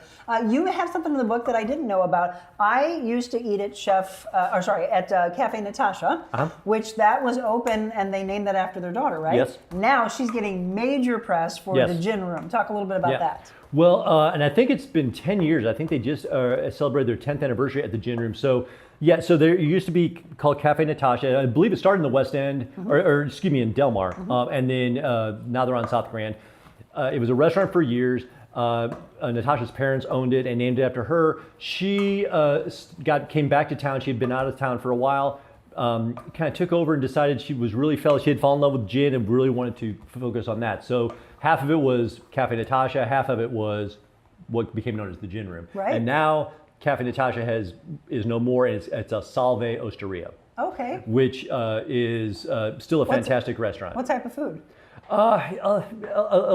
Sort of Italian-ish, Mediterranean. Okay. I would classify that, I guess, is the best way to say it. I would agree with that, yeah. Their pastas are wonderful. Yeah, really wonderful pastas, and just their food in general. And then, of course, in the gin room, I forget. I think she has 400 and something gins back there. It's the biggest back bar in St. Louis, I think. She just got some major national press. Yes, she has. She also sponsors it's going on this week actually, or this week and through the weekend at Gin World, where it's like a bunch of events and tastings and everything about gin. Yeah, and we'll also be there. Here's what I love. I normally would say I don't like gin, but I think we all need to be open-minded. Like, again, Matt in his book, Matt's St. Louis Food Story, introduces you to culture and food that maybe you've never had a chance to try before. Keep an open mind. Yeah. Right? We all have different palates. Taste it. If you don't like it, so what? At least you tried it. But the same thing, You're not out of I'm anything. not a typical bourbon fan, gin fan, Scotch fan, but I will always go, okay, let me try it. Yeah. Okay. Normally I say, nope, don't like gin, don't like gin. Suddenly someone introduced me to one and I went, okay, I don't mind this. And if she's got 400 plus gins. I was going to say, if you're going to find the one you like, you're going to find it there. Yeah, I always tell people, food is the easiest way to explore. Yep. And you're not out, the worst that's going to happen is you're going to taste something and you go, I don't like this. Right. So what? So what? But it's amazing how many people will come into a restaurant where I work and they'll talk about the food or the drink and they'll be like, and they just go to their old favorite. I And know. I'm like, It's so if you don't like crazy. this, we'll make you something else. Absolutely. Like, you're not going to be out even a dime. Yep. Just try it. It's funny. Yeah. My husband is such a texture person, and we just came back, as I told you, from Cabo San Lucas, and there was a great Asian restaurant that they have on the property, and he's like, I know you love sushi, Monica. All right, let's go. And I said, you're going to eat sushi with me? Yes, but can I just try something tame? I was like, yes, but just how did I ever get to eat eel? Because I kept trying different things, right? Some people are just going to have an aversion and go, nope, never. And I think you're missing out, though. You are, and you do what you feel comfortable with, and that's fine. But I always tell people, you're not.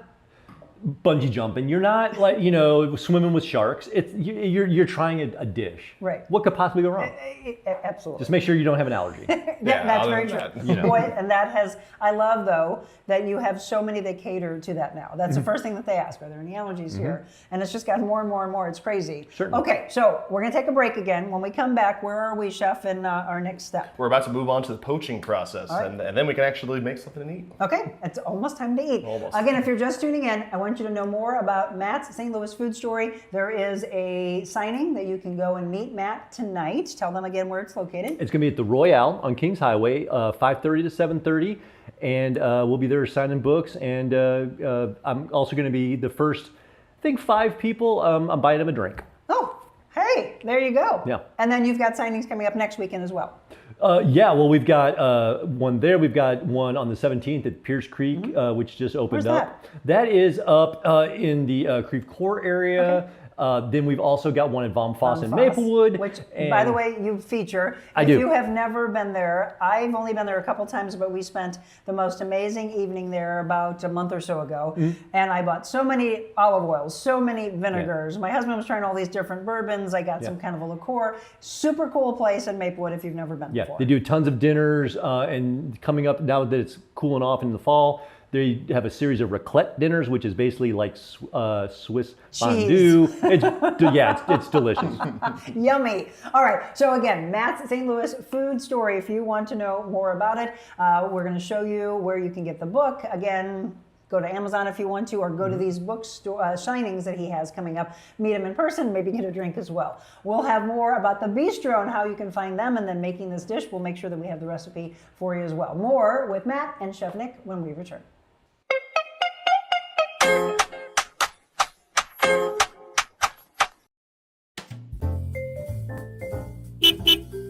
Welcome to the mobile Monica version of the Real Monica Adams Show at my favorite restaurant. There's something about a coffee house that's just very warm and welcoming. Gives you that sense of community. What are you most proud of since you've opened it? I cry easily. I'm thankful for everybody here.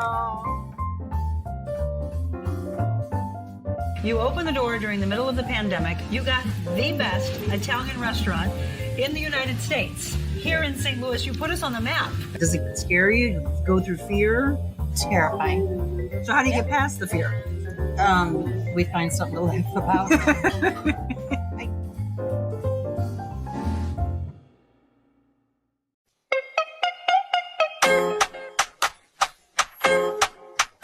And welcome back. It is a Foodie Friday. Again, Matt Sorrell, Matt's St. Louis food story. Chef Nick Steideland from Bistro La Floraison. We're making a little gnocchi today. So again, there's a lot of things that if you're running around and you're like, okay, I want to try to make this quick. No, you've got to do prep work. Absolutely. We actually have done a little prep work, and we're showing you how to pipe the gnocchi. So he did a little bit of that for us beforehand. And by the magic of television, we're going to have this all ready to go and tasting here in just a second. But you want to show us a little bit from having the dough and piping? So I've already got a few swimming in there that are just about ready to come out. I've got my piping bag full of the dough that we made earlier right here.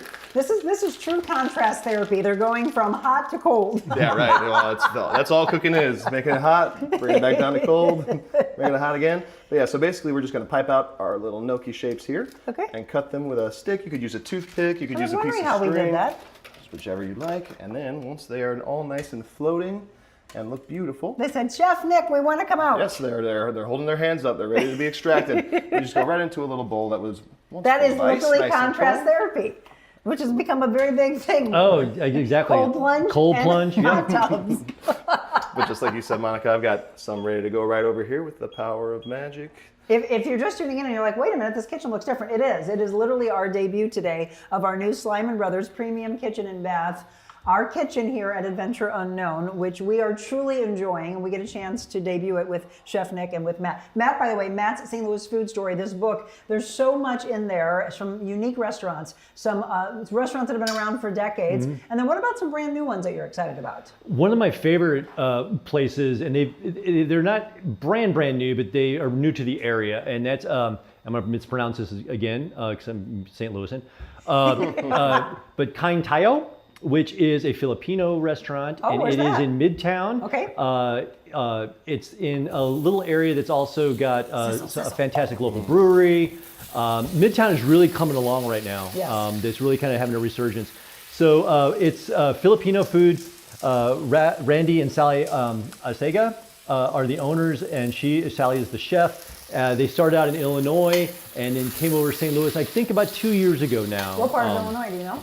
Oh, off the top of my head, I do not. But great. I mean, again, I just love I also love chefs that are giving St. Louis a try that were outside of our area and have heard about how great our food scene is and are like, well, we want to open a restaurant in St. Louis. Yeah, I think they had such a fan reaction in where they were that they said, let's go to a little bit bigger market. Love it. But, really solid, classic Filipino dishes, which is one of my favorite things anyway. Absolutely. So again, we told you we're going to put this recipe in the comment section for you so that you'll have this ready to go. We talked about what you needed to make these cute little gnocchis. Yes. Now, what else are we adding to this, Chef Nick? Now that we finally got to the point where our gnocchis are ready to go, I'm going to go ahead and sear them off in the pan just to get some nice color with them. Other than that, for our garnish today, what I have is some nice beautiful little delicata squash that we've just poached off in some honey vinegar. Now, I actually made a dish with this several years ago, and you can't find that year-round. That's more of a fall squash. That's right now. Yes. Right now is the So time. this is a true fall dish. Maybe 2 more months and they'll be gone. Yep, gone. And what else do we need besides the delicata squash? Other than that, we've got some nice little pickled kefir pears. Right over here for our garnish, we've got some Hooks Parmesan cheese fondue, as well as some actual Parmesan. And then last but not least is our little honey brown butter vinaigrette right here. What do you have in that? So it's just very simple. White wine vinegar, White wine sugar, vinegar. salt, a little bit of water, and everything else that you're smelling is just from those beautiful pears. Wow. They really are phenomenal right now. Yummy. And so for those that are thinking of a health standpoint, or I should ask this, if someone, because we talked about allergies earlier, if someone has a gluten allergy, are they able to make this with some type of a different flour? Probably not. No? There's not a gluten-free version of gnocchi? With this, well, there absolutely can be different gluten-free versions of other kinds of gnocchi, but just with this specific one, the pâte à choux, it's, as you can tell, you can already see I've got little bits that are starting to come off and want to burn and stuff like that. That's even with all the power of gluten holding it together. Interesting. So once you take that away, I'm worried it's going to just kind of turn into one mass. And you'll just have one gnocchi. And nobody wants that. One huge gnocchi. Yeah, right? All right, and then we'll put a little delicata squash. Yeah, we'll go in with our squash and go ahead and start just finishing that off. We'll hit it with just a tiny touch of butter. And can we stress this? Use butter. It has to be butter. Don't use margarine. No margarine. We've been saying that with every chef that's coming in. Don't be afraid to use butter. Just think about what a French person would say. Exactly. if you They'd say oui, oui. They would say, I don't think they would say oui, oui. They would say no. They would say oui, oui to the butter. Yes, exactly. Where have you traveled to that you've been excited to bring back in some of your writings? As far as just local places? Well, in your entire time of writing, because I know you've had some national press also, but in your own personal travels, and then you've come back, what have you been excited that you've seen that then St. Louis maybe has duplicated? There's a couple things. So I actually stopped drinking during COVID. So at the time, there were a few non-alcoholic options, especially for beers. My wife and I went to Portugal and Spain about 3 years ago, and Europe just had so many NA options. Right. And one of my favorite beers has always been the classic Guinness Stout, and so I really missed that. And when I was in Europe, they had Guinness Zero, and I was like, oh, I'll try it. It's not going to be, it can't be good. It's actually really good at the time, but now it's available in St. Louis. You can get that. So a lot of great NA beer options that I've seen, in other countries are available here now. One thing that I saw in Portugal, especially, that I was really interested in is so white port is a thing there. Our ports are the heavier, styles. That is a lighter style of port. You never really had seen it in St. Louis much, but every little sidewalk cafe for happy hour would have white port and tonic. Yeah. And it's fantastic. But it's just something that at the time I was like, I'd never ever seen that before. And now you can find that, also here. We're seeing a lot of mocktails. There's this whole movement towards sober curious. Absolutely. Or sobriety, again, aspects. I love that because now it really is, I'll just have a mocktail or I'll have a cocktail. You do you. We say that all the time. When I do Wet Your Whistle Wednesday, I'm like, hey, you want a mocktail? Get a mocktail. If we want to have wine, we have wine. You do you. And stay in your own lane. Yeah, right. Well, the thing is, you need to have something that's the days of the people who aren't drinking for whatever reason, are just stuck with like a Diet Coke or Right, something. not That's anymore. you don't have to settle for that. Yeah. Absolutely. So what is that, Nick? Sorry, I just went ahead and started going. No, because I'm please gonna do. start burning here. Yep. But this is our Parmesan fondue that I've just put down on the bottom here. Okay. After that, we got our beautifully seared up squash, and you can see that those squash just take color so nicely because they're so full of sugar. Yes. And all of our gnocchi has gotten nice and browned up, so we can go on top with that. That tiny little bit of butter that's in the pan, I also added some salt to it, so that's gonna, in and of itself, make a nice little kind of base for a sauce. Oh, I love it. This is perfect for the fall. So, you know, we mentioned earlier about doing a wine with this. What if somebody, they're not a wine drinker and they want to have a cocktail? What would you say would be good with this? Actually, for something like this, I would really like to do, you know, something with bubbles. So maybe like a classic French 75 with some gin, a little bit of lemon, a little bit of sugar, and some bubbles just to kind of cut through whatever fat there. But there's something also on the lighter side. So you know, again, you know, I always look at like drinks when you're eating, especially like with wine. And I'm not a sommer by any means. But almost looking at it as like a condiment, like it has to go and play well with whatever that dish is. You don't want to make the kids play together. Like I would not, like, you know, a lot of people would be like, oh, I'll just get like I'll get a classic old fashioned, and it's like that's fine, but like that, you're just kind of like killing that dish. No, what I could see is this would be wonderful for you to have and maybe not even have anything to drink while you're eating it. When you're done, then if you want to have like a Manhattan or an old fashioned or something, do it afterwards. And I would even say something like this, like just a little taste of like a sweeter Amaro at the end of the meal would be really nice. Like something like an Amaro Nonino, a little bit of honey, something with a little bit of sweetness, not bitter, but not quite as bitter as some of the other ones, and lighter weight would be a really nice finishing for that. Again, we're making gnocchi, but the official dish at Bistro La Floraison is called? Our Parisian gnocchi. Parisian gnocchi with Chef Nick Steideland, Matt Sorrell. Again, Matt's St. Louis food story. There's always kids that don't want to play with everybody else. These two guys decided to play by themselves. Hey, you know what? The way it falls is the way it was meant to be, right? At the restaurant, of course, we would kind of bring it back together. But if you're cooking at home and stuff like that, I'm never too fussed up about the plating and that kind of thing. I was just going to ask that because people are always like, oh my gosh, chefs do this and they drizzle this. Do I need to do all that? Right. Why? Aren't we trying to have fun? Yeah, I'm trying to have fun. Exactly. When I'm at home, I'm not working. I'm trying to have fun. I love it. So we're going to put a little pear on it. Our little kefir pears, like I said, straight out of Columbia, Illinois from Art Lear Family Farm. These are just absolutely wonderful product. It really, really is delicious right now. I love supporting, again, every aspect from farm to plate. Absolutely. And we have our little honey brown butter vinaigrette. So a little bit of sherry vinegar, some honey to sweeten it up a little bit. Is this local Missouri honey also? Yes, of course it is. It's from between the apiaries, which is about an hour and some change south of the city. Beautiful. That looks gorgeous. And then to finish off, just some nice Parmesan cheese. Now it's Instagram worthy. Right? Now you can also hit this with a little bit of chives, a little bit of parsley if you were so inclined. But I feel like for right now, when the temperature just kind of starts to slide down into getting cooler and stuff like that, just let it be what it is, right? So this is the deal. Everybody starts pulling their cameras out every time a chef delivers food to us. Oh, that's pretty. Take a picture. My husband's like, do you have to take a picture of everything? Yes, because that's pretty. And I love to tag them in it and say thank you. Camera gets first. Are you ready to taste? Yeah, absolutely. Okay, we're going to taste this wonderful dish. Again, if you're just tuning in and you're saying, this looks like a new kitchen, it is. We are officially debuting today the new Slyman Brothers Premium Kitchen and Bath kitchen here at Adventure Unknown, where our studios are. Thank you again to our chef, Nick from Bistro La Floraison, to Matt Sorrell. Again, there is a signing tonight. So if you want to get the book in person and support local, I would highly recommend that you do that. So you have one tonight. What time does it start? 5:30. 5:30, and tell them where again? 5:30 till 7:30 at the Royale on Kings Highway in South City. And then he has some next weekend as well. If you want to get the book in advance, start reading through it, and then give him some stories about what you love, or tell him about some of the restaurants that you've gone to, you can do that as well. All right, guys, ready? Absolutely. Yes. So in French, we don't say bon appetit. What is it? Is it bon appetit? Yeah, bon appetit. But I'm going to get the runner. I'm going to get the runner. Oh, I got to get a little delicatata. Oh, that's good. That screams fall. It really does.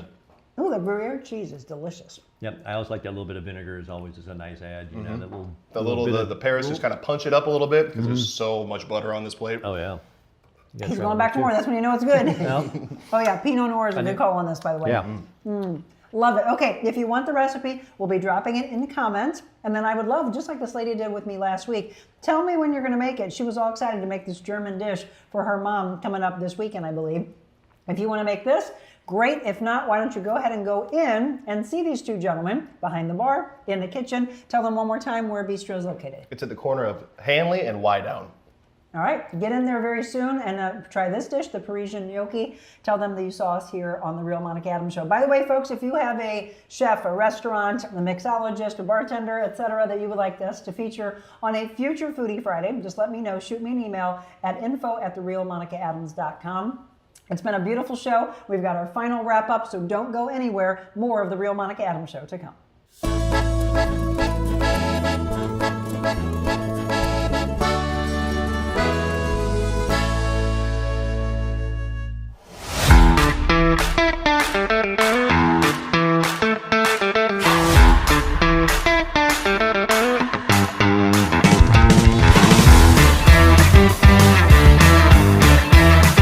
All right, folks. Well, welcome back. Wasn't that fun? I told you we had a big show on tap for you today. In fact, we were having so much fun that Dot and I forgot to do one particular segment that she had planned for you. And she does so much work getting ready for her Friendship Friday shows. So if you didn't tune in the 7 a.m. hour, you missed out on Dot Fleshman, real estate agent from Coldwell Banker Gundaker. We talked about the real estate blueprint, and we talked about some fun ultimate guide to fall rundown ideas for all of your family and your friends. But we didn't get into the fun Halloween facts. So I want Dot to be able to run those down for you, and then we'll preview what's coming up with me and Dot for November. So here you go. Think about some of these things as we get into Halloween.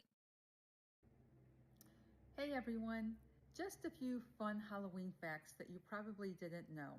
I've got 9 here that I'm going to share with you. Let's see if some of you knew some of these. Halloween is over 2,000 years old. The first jack-o'-lantern was carved from turnips, not pumpkins. Reese's Peanut Butter Cups is the #1 candy, followed by M&Ms. The word witch actually means wise woman. Then we've got a black and orange. So Halloween tradition means harvest and mystery. We've got black cats were once a symbol of good luck. I don't know about that. Americans spend $12 billion celebrating Halloween. That's between costumes and candy and everything between decorations. Trick-or-treating started as souling, which is really trading prayers for treats. I don't know if that would work right now with the kiddos. Hey, let me give you a prayer. No, they want candy. And then parents admit to eating 25% of their kids' candy. What about those for some fun facts? Talk to you soon. Yay. So what do you think about all that? She, again, put all those together for you. Yeah. Just be honest, you do eat your kids' candy. In fact, you probably right away tell them, hey, I got to go through this and make sure that there's nothing that was put into your candy, nothing dangerous in here. Wink, wink. Let me have that Snickers bar. Right? 25% of your kids' candy. Are you guilty? Just be honest. Say, yes, I'm guilty. No, I'm not. No, I don't do that. No, no, no, no way. I agree with her. Black cats were once a symbol of good luck. Well, that's interesting. So when did it switch to them being bad luck? When did it switch to we can't walk under a ladder? All those silly things, again, as we get ready for Halloween. And black and orange Halloween tradition, harvest and mystery. I love that. Again, Dot put a lot of work into that, so I asked her to put that together for you. And let me preview for next month. She'll be on Friday, November 7th, and we're, of course, going to talk about thankfulness. We're going to speak about why you're grateful, not just what you're grateful for, but why you are grateful. So again, thank you to Dot Fleshman. Thank you to Matt Sorrell. Thank you to Nick Seideland. Again, a fun, very packed Friday for you. I hope you had a great one. And so let me give you a rundown. Today, we're going to take a little bit of a break, and in 3 hours, we'll be back with you for a live show. Our mobile Monica today from Conjetta Designs. They're located again in Lafayette Square on South 18th Street. Not a regular open retail store, more so about whatever you need in your life to brand the heck out of you. merchandising to the nth degree. And we're going to show you what we're talking about. I had a chance to sit down with Connie and her staff as we get ready to roll out our own new merchandise so that you all can proudly wear the whole Know Your Value. You can have Know Your Value journals. You can have Know Your Value mugs as you drink with us, because today I am drinking out of a mug that was made for me when Jim and I bought our house 9 years ago. It was from my dear friend Julie, and it says, "From our house," isn't this cute, "to your house." And while I absolutely love this, I also want to make sure that I have several to drink out of, and definitely one that says know your value, just to always have that message out there. So we're going to do that at noon today. I'd love for you to watch live. If you have to run off, get back to work, etc., be sure to come back to it, because it's an opportunity for us to break down all the things that might be missing in your business. Or maybe you got young kids that want to brand something that they're doing, their entrepreneurial spirit. Tomorrow, how many of you can join us? I hope to see you at Defiance Ridge Vineyards in person. This is one I really want you to be in person for. Obviously, you can watch online, but come on over. It's going to be a gorgeous day for a winery outing, And I know a lot of you always love to pick wineries on the weekends of October. So no other one to pick. Go to the one, again, 2711 South Missouri 94. We're going to be there. Our broadcast, it'll be myself. Zach will be directing. My husband, Jim, will be there, and a bunch of my dear friends from Sacred Heart. We graduated 8th grade in 1985. And so here we are 40 years later. I can't wait to see some of these people that I haven't seen since I was a little girl, or other ones that we haven't seen in a while. As I mentioned, it'd be fun for you to come and say, "Hi, Monica." We're going to be right near the gorgeous house right there out on the lawn, and great food. I mean, they really do. It's not like you go to some wineries and it's just, okay, winery food. No, we're talking full-blown kitchen, an incredible chef, wonderful food, great wines, award-winning wines that some are from Missouri and some are blends that they do from California. Really incredible wines and food, and just a great time. And music from Trixie Delight starting at 1:00. And then we are volunteering on Sunday at Trattoria Giuseppe in the Antonia Imperial area, located at 5542 Old Highway 21.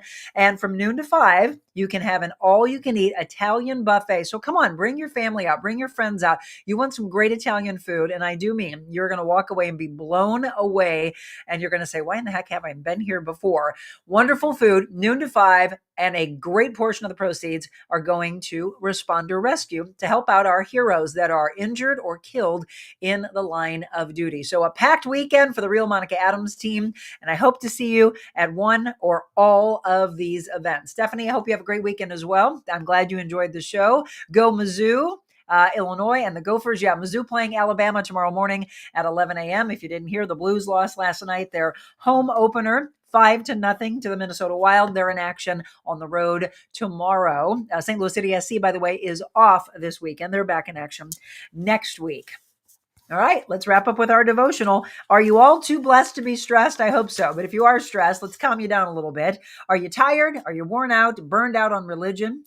Come to me, get away with me, and you'll recover your life. I'll show you how to take a real rest. That's Matthew 11, verse 28. God desires only to colorize our black and white world and refill it with light and with beauty. Keep company with me, and you'll learn to live freely and lightly. That's Matthew 11, verse 30. We have to be willing to sneak up on ourselves and rest in an unexpected, beautiful moment before we can talk ourselves out of it through reason and sensibilities, schedules, and agendas. Living life, after all, is a series of conscious decisions, an act of the will. So it's up to us to choose to slow down, to enjoy snapshots of beauty like impromptu violin concerts. Ooh, I like that. That gives me an opportunity to tell you about Abby Stahlschmidt's concert next Friday at Kirkwood Performing Arts Center. There's only about 30 tickets or less available. And I know a lot of you bought your tickets and you're going. We're going to be there. I'd love to see you. Abby Stahlschmidt, Kirkwood Performing Arts, next Friday. Tickets still available for that. I love how that kind of weaved in there. We can also enjoy the beauty of spider webs, sunbeams, puppies. My 2 babies are right here, by the way. Rest and peace, all that's being brought to our weary souls. So, dear Lord, please allow me to rock, rest, and revive in your loving embrace today. Thank you, Father, that no matter what comes my way, you will give me rest on every side. That's from 1 Kings 5, verse 4. Amen to that. And this, by the way, a lot of people like to know about what the devotionals are we read from. This one's called Too Blessed to be stressed. It says 3-minute devotionals for women, but come on, this is for everybody, women, men, kids alike. Deborah Cody. And I want to thank my beautiful friend Michelle for gifting me with this. I have so many. I have about 8 devotionals now from family, from friends. This one called Fashioned by God. We read from this sometimes. The 100 Days to Freedom books. Jesus Calling, Jesus Listens. Thank you, thank you, thank you. I think I need my own devotional, Connie. All right, folks, we're going to take a break. As that just said, rest a little bit. And in 3 hours, we'll be right back with you right here on whatever platform makes the most sense for you. Facebook, Instagram, LinkedIn, YouTube, Twitch, X, Rumble. We're on all the platforms. Coming up at noon, we're going to talk fashion. We're going to talk merchandising, and we're going to talk one of the most important things for your business, and that is branding. God bless you all. If you can't join us at noon, be sure to catch that show later on the stream. Have a beautiful one. We'll see you in 3 hours. And remember, the greatest thing you can be in life is kind. God bless you all.